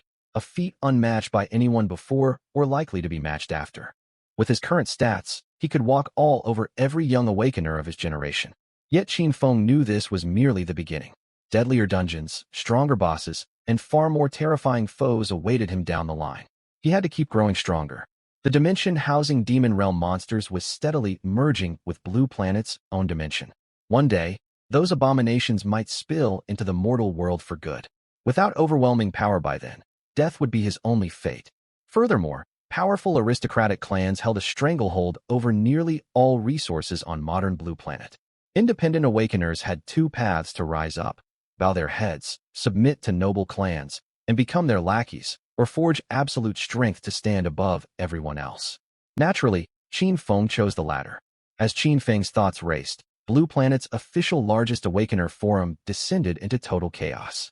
A single post rocketed straight to the #1 trending spot across the entire network in just 10 minutes. Its glaring scarlet headline demanded every eye's attention. Exclusive reveal: the player who secured the world boss first kill, ID Wind, is actually a worthless F-grade archer. The poster's ID was Tough Guy Not Cold, with an avatar of a muscular man holding a cigarette between his lips. The post contained a clear frontal photo of Qin Feng, his class and level information, and even dug up his exact residential address. The comments section below spiraled into an uproar. This has to be fake, right? How could an F-grade archer land the boss kill? Can the OP at least make up a believable story? Got screenshots? Without proof, you're just spouting nonsense. Who needs screenshots from his inventory? You want to hand over your bag for us to check? Quit arguing. Who even is this guy? Some planted spy from a guild. I don't care about his background. I just want to know how an F-grade archer hits so hard. Witnesses said he dealt over 700 damage. This has to be him. The post comment count exploded higher by the second. Intelligence agents from every major clan and top guild flooded the thread, scrambling to gather every scrap of information about Qin Feng. Within minutes, the name Qin Feng spread like a hurricane across the entire Xia Kingdom. Meanwhile, deep within the capital city, in the Wang clan's exclusive luxury courtyard, Wang Teng slouched lazily against a genuine leather armchair in his study, his slender fingers tapping rhythmically against a Wang Wally wood desk. Floating before him on a holographic screen was the viral exposé post from the forum. His butler stood bowed at his side, not daring to draw a loud breath. An F-grade archer. Wang Teng let out a quiet, amused chuckle, laced with mocking curiosity. Interesting. Moments later, he picked up his communication wristband and dialed a number. Beep, beep. After 2 rings, Li Tianyu's sycophantic voice crackled through the line. Cousin? It's late. What orders do you have for me? Skipping small talk, Wang Teng sent over the forum post link flatly. Do you know this Qin Feng? Li Tianyu froze, quickly opening the link and skimming the entire post in a flash. His expression shifted from initial confusion to utter disbelief, finally settling into a tangled mix of embarrassment and unease. I know him. Li Tianyu's voice turned dry and tight. He's my classmate, a newly awakened F-grade archer. Wang Teng's tone cooled sharply. Are you certain his talent is only F-grade? Li Tianyu's face paled instantly, rushing to explain. 100%, cousin, I'd never dare lie to you. He's truly nothing but a useless F-grade. This post must have misinformation. Wang Teng fell silent on the other end of the line. The sudden quiet sent a chill crawling up Li Tianyu's spine, yet he dared not interrupt, clutching his wristband and holding his breath as he waited. After a long pause, Wang Teng spoke again, his voice completely devoid of emotion. Your school's training camp starts tomorrow, correct? Li Tianyu nodded frantically into the mic, yes. Once the rookie dungeon closes, our school kicks off training and practical combat assessments. Wang Teng's commanding tone left no room for argument through the earpiece. Test him tomorrow. Understood, cousin. I'll dig up every last secret about him for you. The next morning, 8 o'clock. The sports field of Linghai #1 High School was packed with newly promoted senior awakeners. Every year, incoming seniors undergo awakening on the first day of term, then enter the rookie dungeon that same afternoon. Training camp begins the following day, a series of sorted combat assessments. Duels determine each awakener's assigned class and resource allocation. Simply put, students were segregated. Those with elite high stats and top-tier talents filled one class, and the rest were placed elsewhere. Senior Class 1 was the elite genius class. Anyone with a grade or higher talent gained automatic entry. Lower-tier talents had to compete for spots via training camp duels. In years past, before training camp kicked off, students only debated who would make it into Class 1. This year was different. Not a single person discussed class placement. Every conversation revolved around Qin Feng. Qin Feng had already been a well-known figure at Linghai No. 1, and the forum trending post had blown his fame sky high. Did you guys hear Qin Feng got the first kill on the world boss this year? Our internet's working, obviously we heard. How'd an F-grade archer even land the killing blow? No clue. Pure luck, I guess. I doubt it. So many players swarming the boss, you'd need insane luck to land the last hit. Cut the garbage talk. Brother Feng won through skill, not luck. You're such a brown-noser. What's there to fawn over in an F-grade talent? You keep calling him Brother Feng nonstop. So what if I call him Brother Feng? We've always called him that. That was before. Now he's nobody to me. I wouldn't even acknowledge him if he called me Big Brother. Say that again. You're just jealous Brother Feng took down the boss, aren't you? Jealous? Why would I envy some talentless nobody who only got lucky? As the argument raged on, Qin Feng arrived, strolling slowly onto the field in casual, everyday wear. Brother Feng, you're finally here. Fatty waved from afar, squeezing through the crowd to rush over, face alight with excitement. Qin Feng glanced back at Fatty, moved by the genuine warmth in his eyes. Ever since he transmigrated to this world, everyone's attitude toward him had flipped completely. Only Fatty had never changed. Fatty, I've got a gift for you, Qin Feng smiled. Really? What is it? Fatty's eyes lit up, unable to contain his eagerness. Just then, an unpleasant voice cut through the chatter. What gift could it possibly be? Nothing more than cheap, worthless junk, I'm sure. Qin Feng and Fatty both turned around. Li Tianyu stood there, accompanied by Su Qingwan, whose expression was cold and distant. Su Qingwan's gaze toward Qin Feng swirled with confusion, curiosity, and an indistinct, strange emotion. What did you just say? Fatty's brows knitted together, ready to retort, but Li Tianyu stepped forward first, one hand tucked in his pocket, a delicate necklace appearing in his other hand out of nowhere. Its pendant was a teardrop gemstone, clearly a priceless artifact. This is for you, Qingwan. Li Tianyu twirled the necklace between his fingers, speaking as casually as if commenting on the weather. It's nothing much, only worth tens of thousands. As he spoke, his gaze drifted faintly toward Qin Feng, the corners of his mouth tugging upward in smug amusement. The surrounding students erupted into noise. Whoa, tens of thousands. This necklace must have stat bonuses. Handing over something that expensive just like that? Young Master Li is loaded. Su Qingwan glanced at the necklace, her brows slightly furrowed, and made no move to take it. Li Tianyu did not press her, holding the necklace aloft and looking at Qin Feng with a mocking half-smile. Qin Feng, you said you had a gift for Fatty? Pull it out so we can all take a look. His tone dripped with obvious ridicule, and his lackeys caught the hint instantly, joining in to jeer. Yet Qin Feng, don't hide it. Show us what you've got. Qin Feng knew exactly what Li Tianyu and his crew were up to.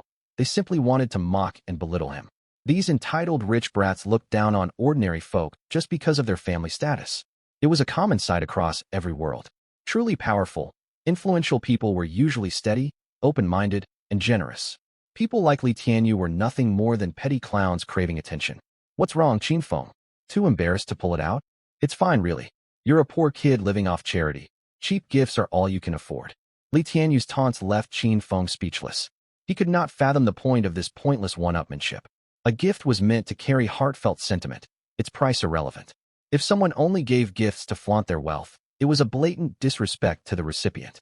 Li Tianyu, who do you think you are? What business is it of yours what Brother Feng gives me? Our brotherly affairs are none of your jabbering concern. Seeing Qin Feng stay silent, Fatty thought he'd been backed into an awkward corner. He stepped forward, voice sharp with anger. With that, Fatty grabbed Qin Feng's sleeve and prepared to drag him away. At that moment, Qin Feng finally spoke, his voice calm, devoid of joy or rage. Li Tianyu, you've gotten far too cocky lately. You weren't this idiotic before awakening. Did a donkey kick your brain? You should go get that checked at a hospital. The surrounding students could not hold back their laughter, snickering aloud. Fatty laughed the loudest, repeating the jab between chuckles. Ha ha ha, a donkey kicked his brain. No wonder he's been stumbling around like an idiot lately. It scrambled his brains. Qin Feng's taunt stung Li Tianyu little, but the crowd's jeers shattered his composure. His face flushed alternating shades of green and white, seething with unbridled fury. Still, Li Tianyu retained a scrap of rationality. He refused to fly into a physical rage, believing psychological manipulation was the smarter tactic. Only reckless brats resorted to fighting immediately. We were merely curious. There's no need for such harsh words. You seem awfully fixated on how expensive your gift is. Could our curiosity have upset you that badly? Li Tianyu forced his voice steady, clamping down on his boiling anger. But his feigned calm shattered the very next second. A new object materialized in Qin Feng's right hand, a white staff wreathed in faint blue light, unmistakably blue-grade equipment. For you. It'll tide you over in the early game. I'll get you something better once I find it later. Qin Feng's words hit the crowd like a thunderclap. Every onlooker froze in place, gasps echoing one after another. Blue-tier equipment. This has to be worth at least several $100,000, right? And he's just giving it away as a throwaway transition piece. Is he even speaking human words? The surrounding students stared blankly, stammering as they eyed the white staff in his hand. To them, they might never see that much money in a lifetime. Yet Qin Feng was handing it over without a second thought. None of them could wrap their heads around it. Li Tianyu's family was wealthy, but even he was utterly stunned watching Qin Feng pull out blue-tier gear. It wasn't that he couldn't afford hundreds of thousands. He just could never bring himself to casually gift such valuable equipment to someone he called a brother. The fatty reached out to take the staff, about to say something, but Qin Feng shot him a sharp glare. He swallowed his words silently. Tears glistened faintly in his eyes, and a heavy hush fell over the crowd. Qin Feng caught sight of the chubby boy's ridiculous watery expression and let out a soft chuckle. Quit moping like a child, you big man. If someone sees you, they'll think I beat you up. The fatty hastily wiped his eyes and nodded. Suddenly remembering something, he spun around toward Li Tianyu, waving the staff right under his nose. How's this cheap trinket stack up against that shoddy necklace of yours? Li Tianyu's face turned livid. He quickly stuffed his necklace back into his pocket, mortified by how he'd shot himself in the foot. Just then, the tightly packed crowd was abruptly pushed apart from the outside. Principal Wang Jinbu strode forward, flanked by the dean of students. The dean immediately spotted the awkward standoff between the group, furrowed his brows, and hurried over with a stern tone. What are all of you doing? Get back into line at once. You have no sense of discipline, and you'll suffer grave consequences for it later. Principal Wang Jinbu waved a hand to cut off the dean's scolding before it could continue. He swept his gaze across the yard and spoke calmly. I'd like to say a few brief words. Clearing his throat, he went on. Class, starting today, you officially begin your senior year cultivation curriculum. Before we proceed, I have a few reminders to share with you all. And so Principal Wang's lengthy lecture began. For nearly an hour, he spoke with growing fervor, covering class division standards, future career advice, and everything in between. When he ran out of new topics, he proceeded to recite the entire school rulebook word for word. The students below grew restless, many already fighting off drowsiness. Qin Feng's mouth twitched. Does this principal have a speech system that makes him stronger the more he rambles? After roughly an hour, the elderly principal finally finished his tirade. He glanced at the dean, signaling him to announce the rules for the class ranking tournament. The dean smoothed out his rigid expression, stepped onto the platform, and raised a hand to quiet the murmuring crowd. Senior Class 1 has 50 total spots. After reserving slots for students with elite talents who qualify automatically, 36 spots remain open. These 36 positions will be earned through your own strength. Split up now. Those with spirit-type awakened occupations follow me. Strength types stay here, where Principal Wang will oversee your sparring assessment. As soon as the dean finished speaking, the crowd split into two streams. The spirit-type students trailed him toward the west wing of the teaching building, while the strength types lingered, all eyes fixed on Principal Wang. Wang Jinbu sauntered down from the platform, his seemingly cloudy eyes glinting with sharp insight. He stood with his hands clasped behind his back, scanned the remaining students, and said flatly, the strength type assessment is simple. Draw lots to pair off one-on-one. Winners advance, losers are eliminated. The top 18 finalists will secure spots in Class 1. A strict rule, no awakened abilities allowed during combat to avoid fatal injuries. Li Tianyu stole a venomous glance at Qin Feng, hatred practically spilling from his eyes. He was a level 5 warrior with a grade talent, while Qin Feng was nothing more than a worthless F-grade archer. In his mind, this matchup had no contest. He planned to humiliate Qin Feng thoroughly in front of the entire school, repaying the embarrassment he'd suffered that morning 100-fold over. Linghai No. 1 High Martial Arena. By now, all strength-type students had drawn their lots, buzzing with excitement as they waited for the assessment to kick off. Qin Feng drew No. 3. His opponent was a boy named Wang Qian, someone he'd only passed in the hallways a handful of times before. Wang Qian was a B-grade assassin, a high-burst, fast-paced occupation widely regarded as dominant. A B-grade talent was neither exceptional nor terrible, perfectly average. Qin Feng viewed such an opponent as trivial. The spar had barely begun when Wang Qian was sent flying by Qin Feng's strike, leaving Qin Feng inwardly frustrated. He barely exerted any force, yet nearly ended the match instantly, the exact outcome he'd sought to avoid. Qin Feng's logic was straightforward. He could not expose his full power, or he would arouse terrible suspicion. If the primordial plunder system was revealed, his fate would be catastrophic. At the same time, he refused to play the role of a total weakling. That would cut him off from all school resources. Word of his world boss first kill had spread across the city, so he planned to frame his growing strength as a side effect of the first kill rewards, portraying himself as an ordinary powerhouse boosted by the bounty. Unfortunately, he hadn't yet mastered precise control over his amplified strength. A casual punch sent his opponent flying, easily drawing others' suspicion and derailing his plan to lay low and grow stronger quietly. Luckily, Wang Qian did not tumble off the arena platform. He stumbled back to his feet, roughly wiped blood from his mouth, and charged forward again with bloodshot eyes, roaring in rage. Qin Feng narrowed his eyes, dodging the straight punch sideways, then hooked his right fist straight toward Wang Qian's chest. This time, his fist moved far slower with drastically reduced force, allowing Wang Qian to block it easily. They exchanged blows back and forth, their fight appearing evenly matched to onlookers. In truth, Qin Feng constantly calibrated his output, landing every strike right at the threshold of a balanced stalemate. As the fight dragged on, Qin Feng gained finer control over his strength, while Wang Qian seethed inwardly. Damn it!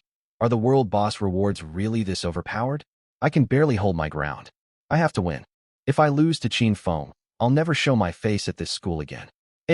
Wang Qian roared and lunged forward with everything he had, his fist tearing through the air with a sharp gust of wind. Yet the punch looked slow and feeble to Qin Feng, who deflected it effortlessly with minimal effort.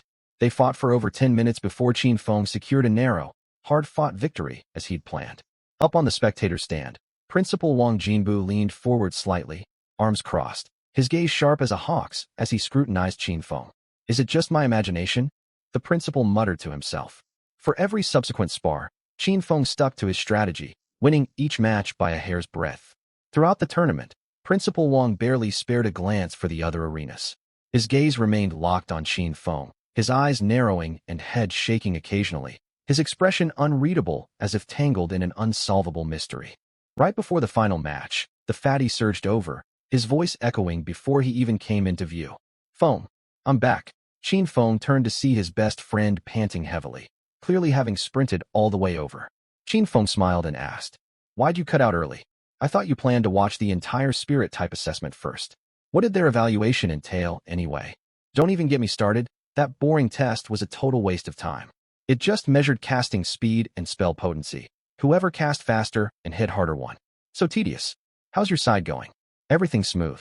Smooth as can be. You know how strong I am. Child's play for me. At that moment, the final match was set to begin.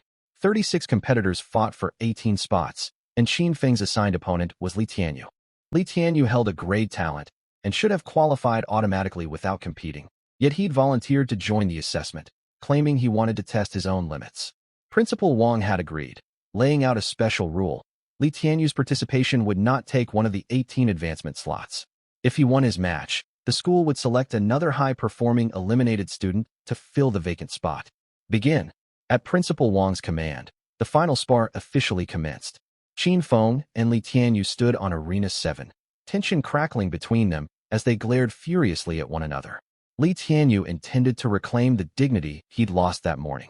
He stared daggers at Qin Feng, his aura surging as he settled into a flawless combat stance. Qin Feng, however, merely waved a hand lazily, pushing Li Tianyu's anger to boiling point. You dare look down on me? Li Tianyu snarled. Yep, I'm looking down on you. What of it? You're asking for death. With that, Li Tianyu shot forward, hurling a heavy fist straight for Qin Feng's face. The punch whipped through the air, brimming with raw power. Qin Feng stood perfectly still, only tilting his head aside at the very last second, as if he'd foreseen the blow. The gust of wind from the fist grazed his ear, leaving a cold trail in its wake. Missing his strike, Li Tianyu spun around and unleashed a sweeping roundhouse kick.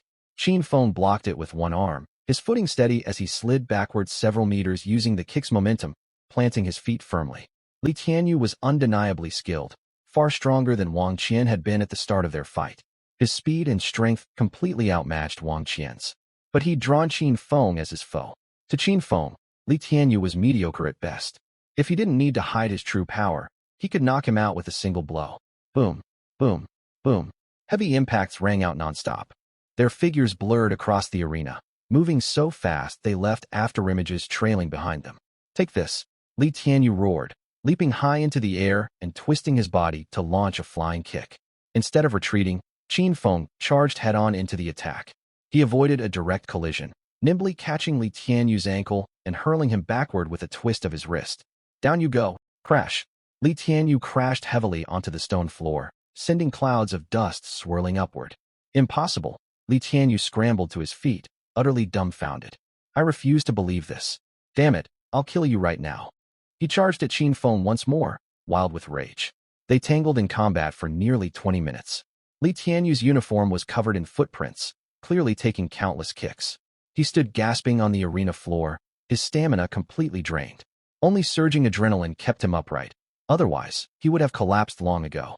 Qin Feng looked equally worn out, large beads of sweat dripping down his forehead as he breathed in ragged, heavy gasps. Principal Wang Jinbu watched the two fighters, his gaze filled with confusion and contemplation. Even a high-detection scroll can mask his true aura. At the exact same time, Qin Feng's expression shifted. An unfamiliar, suffocating sensation washed over him, making his skin crawl. It felt as though a venomous snake had locked its gaze on him, cold sweat prickling the nape of his neck. Qin Feng twisted to scan the stands and arena, yet he spotted nothing amiss. Everything in the martial arena carried on as normal, principals, teachers, and students all occupied with their own business. No unfamiliar faces had suddenly appeared. How dare you zone out mid-fight against me? You're begging for a beating. Li Tianyu burned with shame. Being pummeled by an F-grade talent had stripped him of all pride. Qin Feng pushed the unsettling feeling from his mind, forcing away distracting thoughts and refocusing on Li Tianyu, who lunged at him once again. Dealing with Li Tianyu was his top priority right now. A thought flickered through his mind, and Qin Feng shifted his weight lightly, maintaining his exhausted, barely standing facade as he calmly parried Li Tianyu's ferocious assault. To every onlooker, both fighters were clearly at their last legs, and the battle looked ready to end at any moment. Go Feng. Beat that worthless Li Tianyu. The fatty watched the arena anxiously. Seeing Qin Feng stagger unsteadily, he thought his friend was running on fumes, his heart twisting with worry.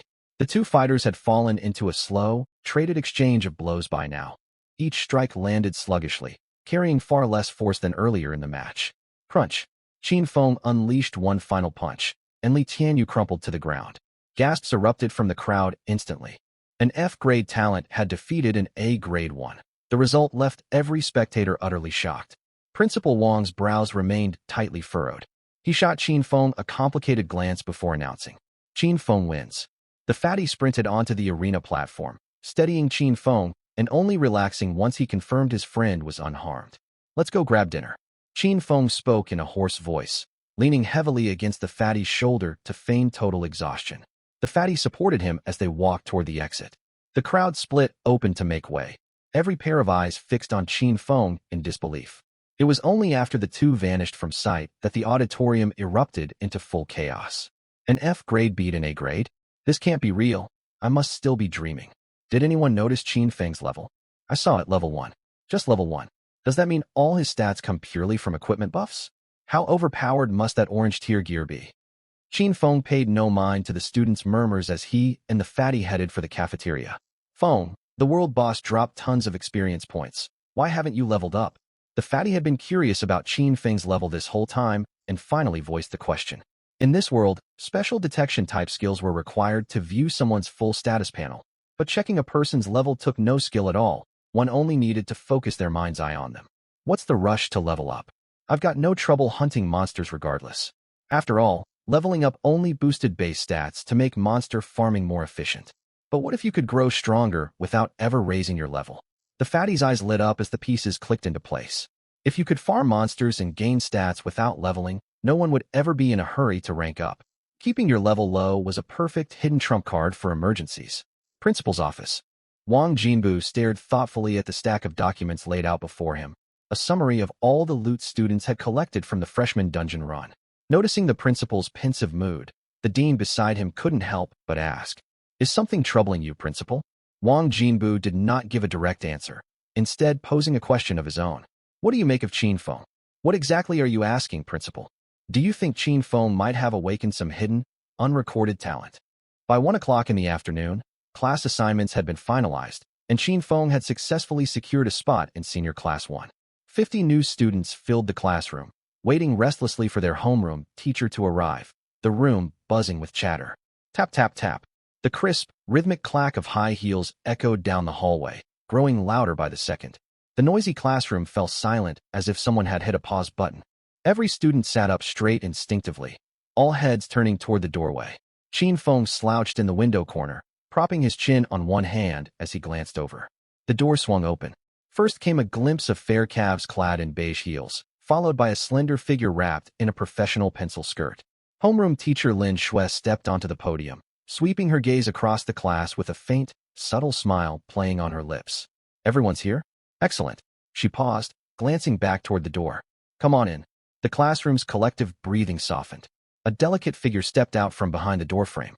The girl wore a plain white sundress with long hair spilling over her shoulders, her eyes unervingly clear beneath her bangs. She stood beside the podium, gazing curiously at the 50 unfamiliar faces below, like a young deer that had wandered accidentally into a crowd. Her features were exquisitely fine, her eyes holding an unspoiled innocence untouched by the world. Her cheeks flushed pink, and she twisted the hem of her dress nervously with both hands. Whoa, she's so gorgeous. A wave of hushed whispers rippled through the seats. Let me introduce her, Lin Shui said, resting a gentle hand on the girl's shoulder. This is our new transfer student. Starting today, she's a member of Senior Class 1. The girl pressed her lips together, gathering all her courage to bow slightly to the class. Hello, everyone. My name is Liu.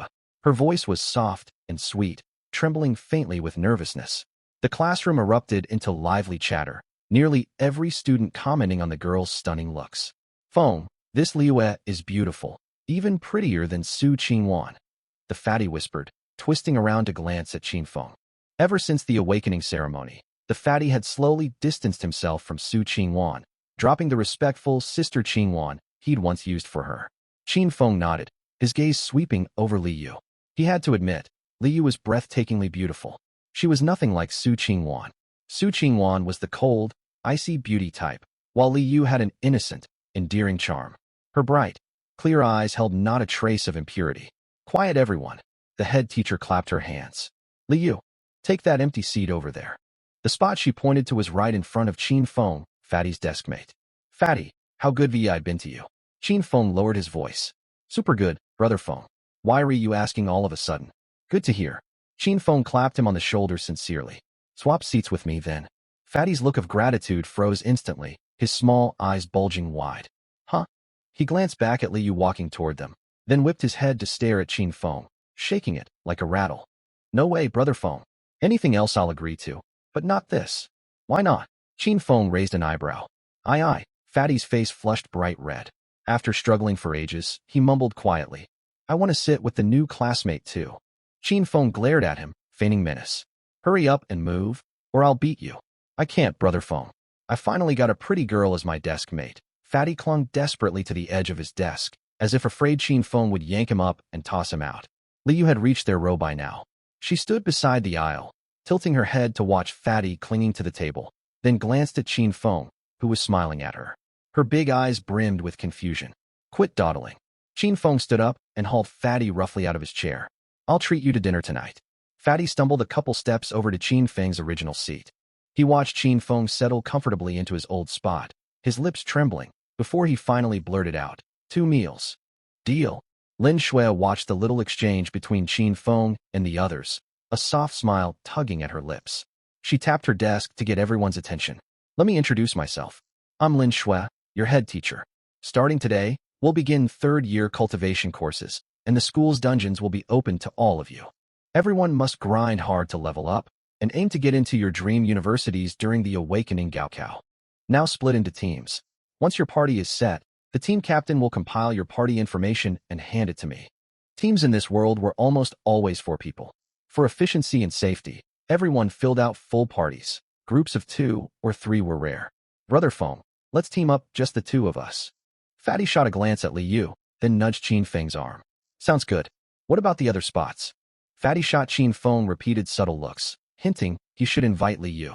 Li Yu sat beside them blankly, knowing no one in the class and having no clue who to ask to join her party. Qin Feng rolled his eyes at Fatty, then turned to Li Yu. Why don't the three of us team up? I'm insanely strong, and this Fatty's an A-rank healer, he's passable backup. When Qin Feng spoke to her of his own accord, a faint pink blush crept across Li Yu's delicate face. She nodded without saying a word. By now, most other students had already formed parties. Many had made arrangements back in the newcomer dungeon. Qin Feng wasn't surprised to see Su Qingwan join Li Tianyu's group once again. We're short one more member. Fatty, go grab someone else. Any class or talent is fine. Just bring whoever you can find. Got it, Brother Feng. After Fatty left, Qin Feng turned toward Li Yu, only to find her staring back at him. Their eyes met, and Li Yu ducked her head at once, her cheeks flushing even deeper. Qin Feng arched an eyebrow. Seriously? This girl blushes at the slightest thing. Let's properly introduce ourselves. I'm Qin Feng. Qin as in Qin Feng. Feng as in Qin Feng. My class is Archer. Qin Feng held out a hand politely.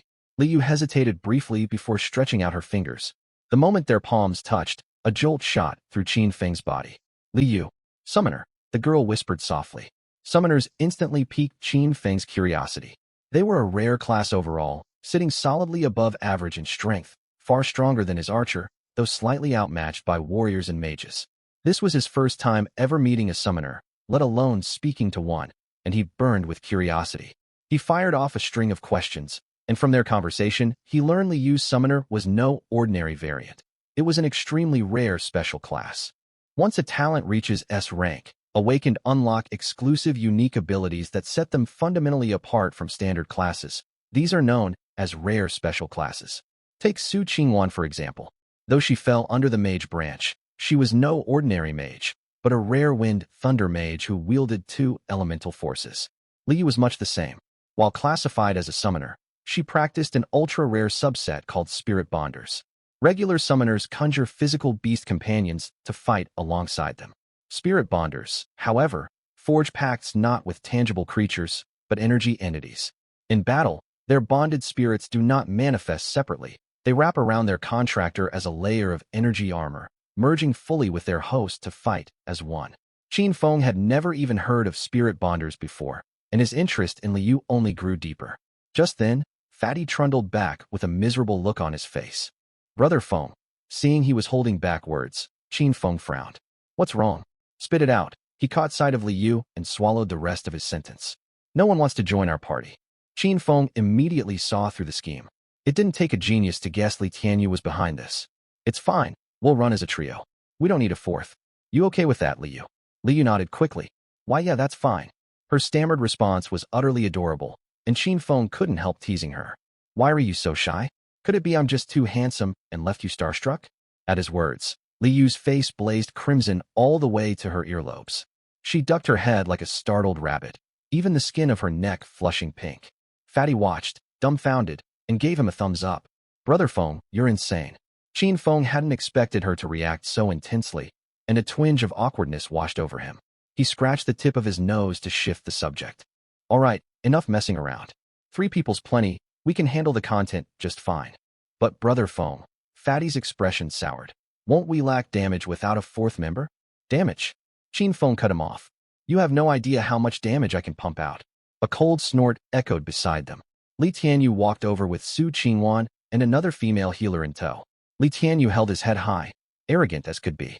Beautiful girl, come join our team. We're one short, led by an S-rank wind thunder mage. Li Yu glanced at Li Tianyu, who leered at her openly and knitted her fine brows.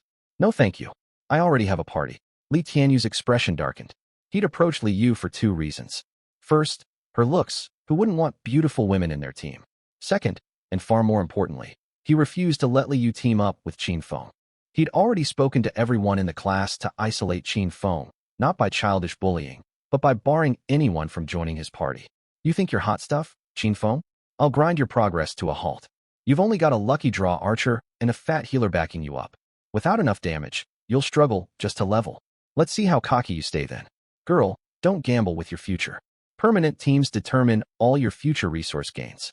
Some archers deal practically 0 damage. Team up with the wrong people, and you won't even be able to grind mobs. You talk big about damage, yet you still couldn't beat Brother Feng. Who do you think you're fooling? Fatty shot back instantly. You fine, fine, fine. Li Tianyu's face turned purple with rage. If you're all so confident, let's settle this with a competition. What's the competition? Qin Feng, who'd stayed silent until now, spoke up suddenly. Qin Feng hadn't cared much about Li Tianyu's petty schemes before, just the futile tantrum of a loser that couldn't hurt him in the slightest. But the man was relentless, buzzing around like a fly non-stop, and Qin Feng's patience wore thin. If he wanted a contest, they'd have a contest. He was nothing but a weakling throwing a fit anyway. Li Tianyu lit up when Qin Feng took the bait. This time he'd win back all his lost pride. The placement exam in a few days. Whichever team earns the higher total score wins. Dares you accept? A placement exam was held right after every semester start. All new awakened entered a shared assessment dungeon, earning points by slaying monsters. Once cleared, rewards were distributed based on team point rankings. Assessment dungeons were similar to the newcomer dungeon. Public zones open to all participants, though not across the entire nation at once. Usually, all awakened from a single city competed together. Linghai City only had 2 high schools, number 1 high and number 2 high. After the exam, teams were ranked by total points. Top-ranked parties received exclusive ranking rewards, plus extra resource stipends from the school. Li Tianyu, you know full well our team only has 3 people. This isn't fair. If you want to compete against Brother Feng, settle it one-on-one. Are you too scared? Fatty challenged. The mention of a one-on-one duel brought Li Tianyu's mind back to the sparring match during class division, where Qin Feng had nearly crippled him with a kick. Fury burned hotter in his chest, yet he kept his head. There was no way he'd agree to a duel and get beaten again. He wasn't dumb enough to fall for such a cheap provocation. One-on-one. Li Tianyu huffed stubbornly. Only reckless fools fight duels. We're competing on team coordination and awakened power. Back down if you're scared. The surrounding students murmured among themselves, many gazing at Qin Feng with pity. None of them held personal grudges against him, but they had no choice. Li Tianyu had offered them far too many favors to refuse. Very well, I accept. Qin Feng leaned back lazily in his chair. But just comparing scores is boring. We need stakes.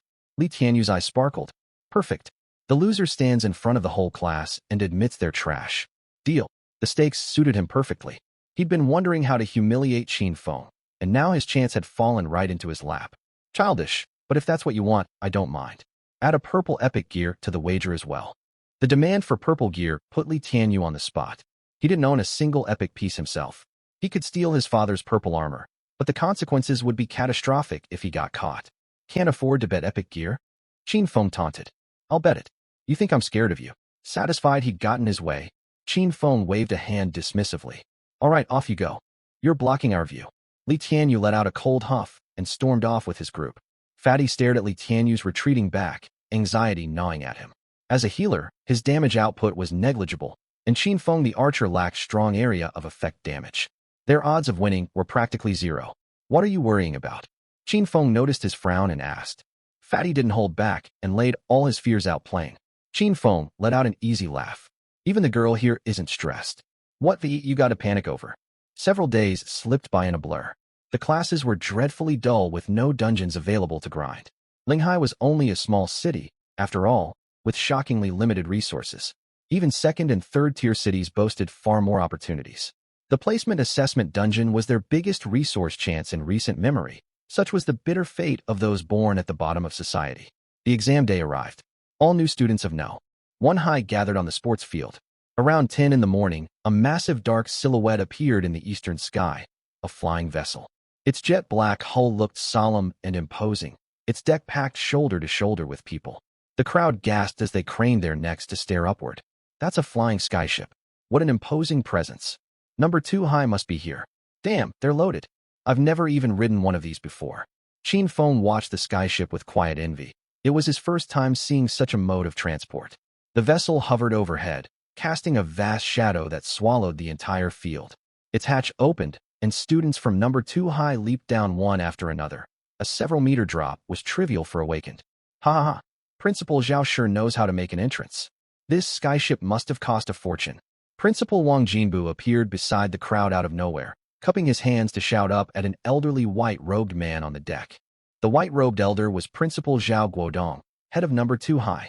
He and Wang Jinbu were bitter rivals, each constantly vying to outshine the other. Principal Wang, long time no see. You old codgers still kicking, huh? Everyone was used to the two elders' playful bickering. They always traded jabs every year they met. After exchanging pleasantries, Zhao Guodong scanned the students of number 1 high. Heard you've got an S-rank genius this year. Where's she? Let me take a look. A faint smirk tugged Wang Jinbu's lips, and he waved Su Qingwan forward.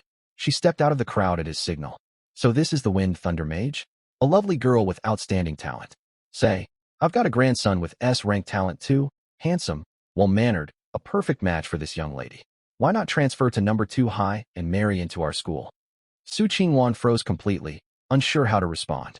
Wang Jinbu's mouth twitched irritably. Zhao, have you no shame? She's barely an adult. Couldn't you come up with a less shameless line to poach my student? Ha! Zhao Guodong wasn't offended. He glanced back over the number 1 high crowd. Wang, that's Qin Feng over there, isn't it? What class and talent did he awaken? Qin Feng had met Principal Zhao a few times before his awakening. Back then, he'd been hailed as a prodigy, and Wang Jinbu had paraded him around to show off at every chance. Zhao Guodong already knew full well what Qin Feng's awakening result was. He only brought it up to twist Wang Jinbu's knife. Sure enough, the mention of Qin Feng's name turned Wang Jinbu's face dark as thunder. Zhao, don't bring up sir subjects. Grandpa, Qin Feng awakened an F-rank archer. What a waste. He used to be my fiercest rival, and look how things turned out, sigh. A mocking voice cut through the air, Zhao Guodong's grandson, Zhao Wuji. Qin Feng's expression turned deadpan. He knew Zhao Wuji well. In written exams, the original host had always outranked him, leaving Zhao Wuji seething with resentment every time city-wide rankings were posted. Qin Feng, what a pity. I'd hoped to compete against you in this placement exam, but it seems that chance is gone. Son. Zhao Wuji shook his head with exaggerated sorrow, putting on a dramatic show of mourning Qin Feng's fate. Qin Feng rolled his eyes, utterly uninterested in engaging with such a drama queen. Everyone, get ready. The assessment will start shortly. Before we begin, I've got great news to share. Wang Jinbu paused, deliberately drawing out their anticipation. Once the crowd's attention was fully captured, he spoke calmly. The top-ranked team from each school in this assessment will receive a registration slot for the world's greatest martial tournament. Boom. The entire field erupted in chaos. A spot for the world's greatest martial tournament? It was unthinkable. Tournament slots were incredibly precious, all but unattainable for ordinary folk. Linghai City had never received a slot in all previous years. Only this year, with 2 S-ranked talents emerging, had higher authorities made an exception. The tournament's individual rewards might not rival the newcomer dungeon's loot, yet it represented an unparalleled chance for those born at the bottom to climb the social ladder. Stand out in the tournament, and powerful factions might take notice, completely rewriting your fate. Only major factions commanded enough resources to nurture true strength. Qin Feng felt a surge of frustration. Monster hordes from the demon realm loomed over humanity, yet mankind still hoarded resources and locked them behind class barriers. Countless promising talents born to ordinary families were trapped in small cities their whole lives, denied sufficient cultivation materials, fading into obscurity. Meanwhile, scions of powerful clans enjoyed endless supplies no matter how mediocre their natural talent. Driven by selfish greed, humanity would eventually crumble if this imbalance persisted. None of the onlookers thought as far ahead as Qin Feng. Right now, their minds clung to a single obsession: securing a spot in the martial arts grand tournament and soaring to instant greatness. Silence, everyone. Wang Jinbu boomed, cutting through the buzzing crowd. His gaze swept across the assembly. The assessment rules remain unchanged. Teams of 4 enter the instance to slay monsters and earn points. The instance lasts 3 hours, with final rankings determined by total team points. All teams prepare. The assessment instance opens in 30 seconds. At Wang Jinbu's command, a massive black vortex materialized on the training ground. Bolts of lightning swirled at its core, rippling with thick spatial energy. The assessment instance had opened. Let's go? Li Tianyu charged in first with his team, glancing back just long enough to slash a finger across his throat at Qin Feng in a taunt. Qin Feng flipped him off in polite retaliation, then sauntered into the vortex behind them. The 3 leaped into the black whirlpool. Space warped violently, and the scenery before their eyes shifted in an instant. They stood upon a vast, desolate wilderness beneath a murky gray sky. A faint metallic tang of blood hung thick in the air. Shapes of countless monsters loomed in the distance, mostly low-level corrupted beasts wreathed in black mist, their eyes glowing blood-red. Qin Feng pulled up the instance briefing, its rules flooding his communication wristband. Assessment instance rules: profile mechanic. Defeat monsters to gain points. Point scaling. Common monsters $equals $1 point. Elite monsters equals $10 points. Boss monsters equals $100 points. Duration. $3 hours. Automatic forced exit upon expiration. Qin Feng scanned their surroundings and spoke. This way, let's check that area out. Li Yue's portly teammate followed his line of sight to a bare, rocky mound roughly 5 meters tall. They trekked onward, encountering only sparse, ordinary monsters along the path. Brother Feng, that hill looks empty of mobs. Are we really heading there? MHM, we'll climb up first to scope out the terrain. The three crested the mound, opening up a full panoramic view of the zone. Let me figure out our best farming spot. Qin Feng stroked his chin, surveying every direction. From their high vantage, the monster distribution across the entire assessment zone laid bare. East, dense forest with very few spawns. West, open plains teeming with monster packs, charging and blindly meant being swarmed to death. South-north, moderate monster density, rugged terrain ideal for kiting and clearing mobs safely. We're going west. Qin Feng nodded toward the plains. Wait, west? Shouldn't we head south or north instead? The fat boy stared at Qin Feng, utterly confused. West it is. Hurry up and keep pace. No way, Brother Feng, that's suicide. Li Yue, talk some sense into him. It'll be fine. Let's go west. Li Yue smiled softly, her voice gentle and sweet. Huh. The fat boy tried to protest, but Qin Feng grabbed his arm and dragged him toward the western plains. The moment they drew near, every monster snapped its head toward them, scarlet eyes blazing with unbridled killing intent. No other teams lingered on the western plain. All rival squads had flocked to the south and north. The three were like lost sheep stumbling into a wolf den, instantly encircled by beasts. This is bad, Brother Feng. We're surrounded. The fat boy's voice trembled with fright. I'll hold aggro. Li Yue volunteered, a rare show of initiative. As she spoke, her aura shifted dramatically. A surge of pure white energy burst from her body, surging upward to coalesce into a towering nine-tailed fox spectral avatar floating midair. The spirit shimmered with radiant light, its fox eyes half-lidded, radiating crushing pressure. The three stood side by side, sheltered deep within the avatar's energy form, wrapped tight in its protective barrier. Whoa, a nine-tailed fox spirit. That's insane. Qin Feng's jaw dropped, eyes blown wide in awe at the luminous fox phantom. The fat boy stood frozen speechless, mouth agape. Roars echoed, snapping Qin Feng back to reality. He glanced over the monster's stat panels. Corrupted striped leopard parameters level, 3 HP, 2000 ATK, 100 def, 50. Qin Feng's base attack sat at 1300. Subtract the leopard's $50 defense for a base $12 $50 damage per hit. Stacked with title, weapon, and skill damage multipliers, a single arrow would deal over $2000 damage, an instant kill. One-shotting mobs would draw far too much unwanted attention, so Qin Feng held his fire. He planned to land the finishing blow after Li Yue weakened them, hiding the full extent of his overkill damage. While Qin Feng weighed his strategy, Li Yue struck. Her fighting style was utterly unique. Her physical body remained motionless, yet the fox energy shroud swirling around her stirred. A single foxtail flicked out, and scarlet damage numbers floated upward. $1,400 damage. Qin Feng's mind reeled. That output was leagues beyond a standard rare S-class job. This soft-spoken girl had extraordinary power. Even the scions of powerful clans he'd fought in the new recruit instance days prior could not match her damage. Though those elites had surely grown stronger since then, Qin Feng knew Li Yue outmatched them by a staggering margin. The leopard's health dwindled to a mere $600 HP. Qin Feng wasted no time summoning his molten sunset bow, loosing 2 arrows in quick succession. 600, 600, 1003. The $600 values marked his finishing strike. The $1,000 and $3 came from arrow splash damage. Perfect, exactly as I calculated. Mercedes, Qin Feng thought to himself, secretly pleased with his flawless timing. The fat boy stood dumbfounded beside him. Their clearing speed defied all human logic. Just what kind of freaks had he teamed up with? Wave after wave of monsters crumpled to the ground, their team's points skyrocketing at an impossible rate. If Li Tianyu witnessed their farming efficiency, he'd fly into a blind rage. Outside the instance, the two headmasters stared blankly at the monitoring screen as the leaderboard numbers jumped wildly.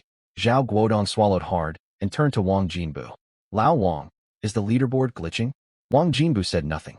His face twisted with a bizarre expression, time seeming to stand still. Every person present froze rooted to the spot, unable to process what they saw. Liyue is far more remarkable than she appears, Wang Jinbu mused silently. Liyue had been transferred to their school by direct higher-order arrangement, without even passing through his office as headmaster.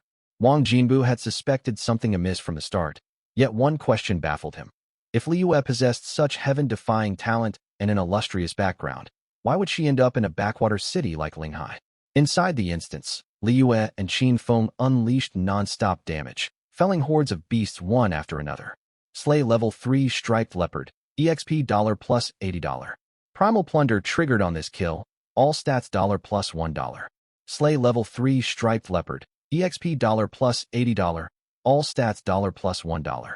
Qin Feng's stats surged visibly with every kill, his bones letting out faint creaks as they reshaped. He could feel the profound transformation within him, his flesh and blood reforming, his bone density steadily rising. Shall we press deeper? Ordinary mobs don't seem to drop loot, Qin Feng asked Liyue. Dozens of monsters had fallen without a single loot pillar spawning, leaving him frustrated. With his sky-high luck stat, the drop rate should have been far better. It seemed the assessment instance's common monsters simply did not yield equipment. All right, Liyue nodded obediently. At her word, the nine-tailed fox avatar surged forward, carrying the three of them at breakneck speed. Wind howled in their ears as the wilderness blurred past on either side. The fat boy jolted unsteadily from the momentum, clinging tight to Qin Feng and yelling excitedly. Liyue, this fox shroud is overpowered. It fights and doubles as a ride. Qin Feng shot him an unamused glare. Just moments ago the boy had been shaking with terror, and now he was buzzing with energy. Quit gawking like a country bumpkin. Try to stay calm like me. His boast was nothing but empty bravado. Liyue's combat prowess far exceeded every expectation. He'd never even heard of a spirit avatar combat style like hers, let alone seen it firsthand. Her attack and defense stats were both exceptional. While his raw damage slightly outpaced hers, that gap only existed thanks to a mountain of damage amplification buffs. Strip those bonuses away, and it was impossible to say who held superior base stats. The fat boy grinned, ready to retort, when the air ahead grew heavy and oppressive. Watch yourselves, we've got a massive mob incoming, Qin Feng warned. Dense packs of beasts scattered to either side, clearing a path for a colossal shadow lumbering toward them. When the creature fully emerged from the horde, the fat boy's eyes bulged and he swore aloud. Holy hell, that's a giant turtle? Qin Feng narrowed his eyes. It was indeed a turtle-like monster the size of a small hill, its dark cyan shell etched with mottled ancient runes. It craned its massive head high, scarlet eyes pinning the three intruders, hot, fetid breath hissing from its nostrils. Nether Xuanwu Turtle Boss Stats Level, 10 HP, $50,000/$50,000 ATK, 300 Def, 500 Turtle Carapace Passive. All incoming damage reduced by $30 Frost Breath. Deals true damage equal to $10 of the caster's def to all targets within $3 meters every second. Inflicting a permanent $50 movement slow, Seismic Stomp. Deals $700 damage to all targets within $3 meters falls off with distance. Stuns targets $2 seconds. A level 10 boss. Its stats and abilities were terrifying, vastly stronger than the mutant Black Tiger Qin Feng had fought earlier. A full $500 base defense matched the world boss Corrupted Tree King, stacked with an innate damage reduction passive. It was an impenetrable walking fortress. Brother Feng, can we take this thing down? The fat boy asked nervously. Qin Feng stretched lazily. What's there to worry about? It's just a level 10 boss. Why are you panicking? I'll attack first. Liyue's voice remained soft, yet her strikes carried unhesitating force. 9 fox tails whipped forward with a piercing whoosh, slamming hard into the turtle's skull. 595. A scarlet damage value floated above its head. Against ordinary mobs, Liyue dealt $1,400 damage per hit. Here her output had been cut nearly in half. Stung by the blow, the turtle's blazing red eyes locked onto Liyue. It lifted one enormous front paw and slammed it down with earth-shattering force. Seismic Stomp. Boom. The ground shattered outward from the turtle's position, a visible shockwave rippling across the plains. Liyue reacted instantly, yanking the three of them backward at top speed, yet the edge of the blast still caught them. A sharp stab of pain shot through Qin Feng, 210 floating above his head. That was merely glancing damage. A direct hit would have shattered their bodies. Qin Feng himself could withstand the punishment, but the fat boy's frail frame would crumble after just a few hits. Damn, this turtle hits like a truck. The fat boy scrambled backward, cowering. Keep your HP topped off. Qin Feng steadied himself, gaze fixed on the turtle's lantern like red eyes. Liyue and I can tank its attacks. Just heal yourself occasionally. Don't let your health drop too low. Got it, Brother Feng, the fat boy replied. Liyue, pull back and stay more than 3 meters away to dodge its AoE skills. I'm worried the kid won't survive the blast. Understood. The nine-tailed fox avatar retreated. Qin Feng drew his molten sunset bow and pulled the string taut. Whoosh. The arrow streaked forth like a cannon shell, 420. Qin Feng had deliberately held back, only expending half his full power. At maximum output, his stats allowed him to deal $840 damage per shot, yet he concealed his true strength. He understood the danger of bearing unmatched power without protection. If word spread that an F-class archer outdamaged an S-class genius like Liyue, the consequences would be catastrophic. Worse still, Liyue's damage hinted her rank might surpass S-class entirely, SS, or even SSS tier. A dark thought weighed on Qin Feng's mind. Why had a genius of Liyue's caliber come to a minor city like Linghai? Could she have sought him out specifically? If so, what was her true motive? Elsewhere in the assessment instance, Li Tianyu whirled his broadsword with thunderous force. His squad held an optimal position amid a cluster of ruined buildings, perfect for kiting monsters without risk of being swarmed. The 4 turned mob farming into a tower defense game. High efficiency, with minimal resource drain. Qingwan, you're brilliant. At this pace, we're guaranteed first place. At the thought of Qin Feng's imminent public humiliation, Li Tianyu could barely suppress his grin. Over an hour passed, and Li Tianyu's team racked up $360 points, a staggering score unmatched by nearly any cohort in decades. If they maintained their rate, they'd shatter the all-time record. Luck smiled upon them mid-farm. An elite monster suddenly spawned nearby. Elites yielded far more points, EXP, and valuable loot drops than common beasts. Li Tianyu's eyes lit up. He wiped his blade against his boot. Jackpot. Qingwan, let's focus fire on this elite first. Su Qingwan nodded, and the 4 descended upon the beast. They soon felled it, only to spot a second elite closing in fast. What was going on? Could he truly be blessed with protagonist-level luck? Li Tianyu felt as if he'd reached the peak of his life. Elites that normally took hours to track down were pouring in one after another. Fortune favors me. Attack. As Li Tianyu hacked away at the second elite, a third appeared. A sense of déjà vu washed over him. Back in the new recruit instance, 2 elites had nearly cost him his life. Things were different now. He was no longer a newly awakened novice. His entire squad sat at level 6, equipped with rare blue-tier gear. 2 elites meant nothing. He'd welcome a dozen more to skip the tedious work of pulling spawns. Watch this, Qingwan ha. Li Tianyu redoubled his efforts, sparks flying off his sword's blade. Bring on the storm. My name, Li Tianyu, will be etched forever atop the assessment instance leaderboard. More monsters. As if heaven answered his plea, a third, fourth, fifth, over a dozen elite monsters charged toward them in a roiling dust cloud, their deafening roars shaking the sky. What's happening? Li Tianyu paled in shock. His teammates froze beside him, stunned by the stampede of elites bearing down. Stop gawking and run, Li Tianyu shouted. They were not the only ones suffering. Every team across the entire assessment instance was suddenly besieged by elite spawns. Zhao Wuji's face streamed with blood, panic etched across his features. 2 of his teammates had already perished. What in the world is going on? He screamed in despair. Like Li Tianyu's squad, their farming efficiency had been blazing fast, on track to break records. The root of this chaos traced back to Qin Feng. After slaying the Nether Xuanwu turtle, he'd obtained a special item that triggered the zone-wide monster surge. Rewind several minutes prior, Qin Feng landed the finishing arrow on the giant turtle. The beast's colossal frame crashed to the ground, shaking the earth. Slay level 10 boss Nether Xuanwu turtle, EXP plus $30,000. Primal plunder triggered on this kill, all stats plus $10. A loot pillar spawned. Brother Feng, we hit jackpot. The fat boy cheered excitedly. Qin Feng collected the glowing pillar with a thought. It was unlike any standard green or blue loot beam he'd seen before, split evenly between black and white. The item within shared the same dual-colored, oddly shaped design. He pulled up its description, Yin Yang token. Upon activation, raises the current instance's difficulty tier by 1. Activate. Note, this item only functions within this assessment instance. What's this token? Liyue leaned in, her small head nearly bumping Qin Feng's chin. Take a look for yourself. Qin Feng passed the token to her, feeling slightly flustered. Li Yue examined it, then handed it to the fat boy, turning to Qin Feng. Should we use it? Let's hold off. We don't know what ramping up the difficulty will do. We might bite off more than we can chew, the fat boy advised.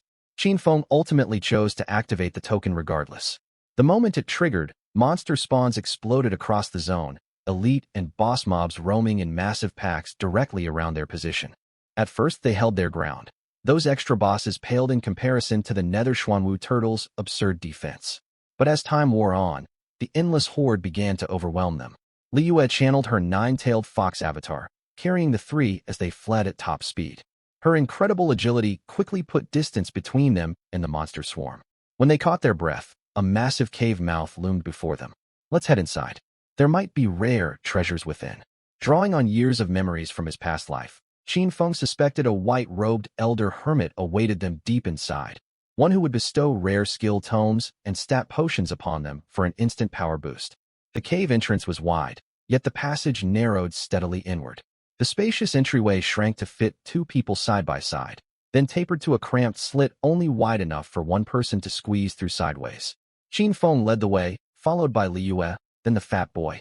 Slender and well-proportioned, Qin Feng and Li Yue slipped through without trouble. The portly boy struggled miserably. If his belly fit, his hips got stuck, and vice versa. He yelped non-stop as he wedged through the tight passage, until the tunnel opened back up into a spacious stone chamber roughly 100 square meters in size. Brother Feng. The fat boy opened his mouth to speak. Qin Feng waved him silent. He knew exactly what the boy planned to say. They'd come this far. Turning back was pointless.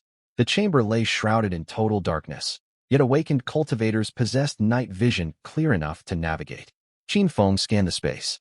The uneven stone walls confirmed it was a natural cavern, utterly empty without so much as a loose pebble, a disturbingly sterile void. What's that? Li Yue pointed to a carved recess set into the western wall. The three stepped closer to examine the hollow slot. Its shape struck Qin Feng as eerily familiar, and a sudden epiphany hit him. The yin-yang token they'd just used matched its outline perfectly. Where's the token? Did it vanish after activation? Qin Feng asked. I still have it. Li Yue handed the trinket over. Qin Feng slotted the yin-yang token into the recess. No brilliant golden light burst forth. No hidden treasure vault swung open as he'd anticipated. What the hell? It did absolutely nothing. Qin Feng stared blankly at the wall, disappointed. 10 seconds later, every participant's communication wristband, including Qin Feng's group and all teams scattered across the instance, vibrated simultaneously. System Regional Alert Hidden Boss will spawn in 60 seconds. All examinees prepare accordingly. Tap to view boss stat panel. A hidden boss? Qin Feng pulled up the monster's stats at once, his face draining of color. Run. Get out of this cave now, or we're all dead.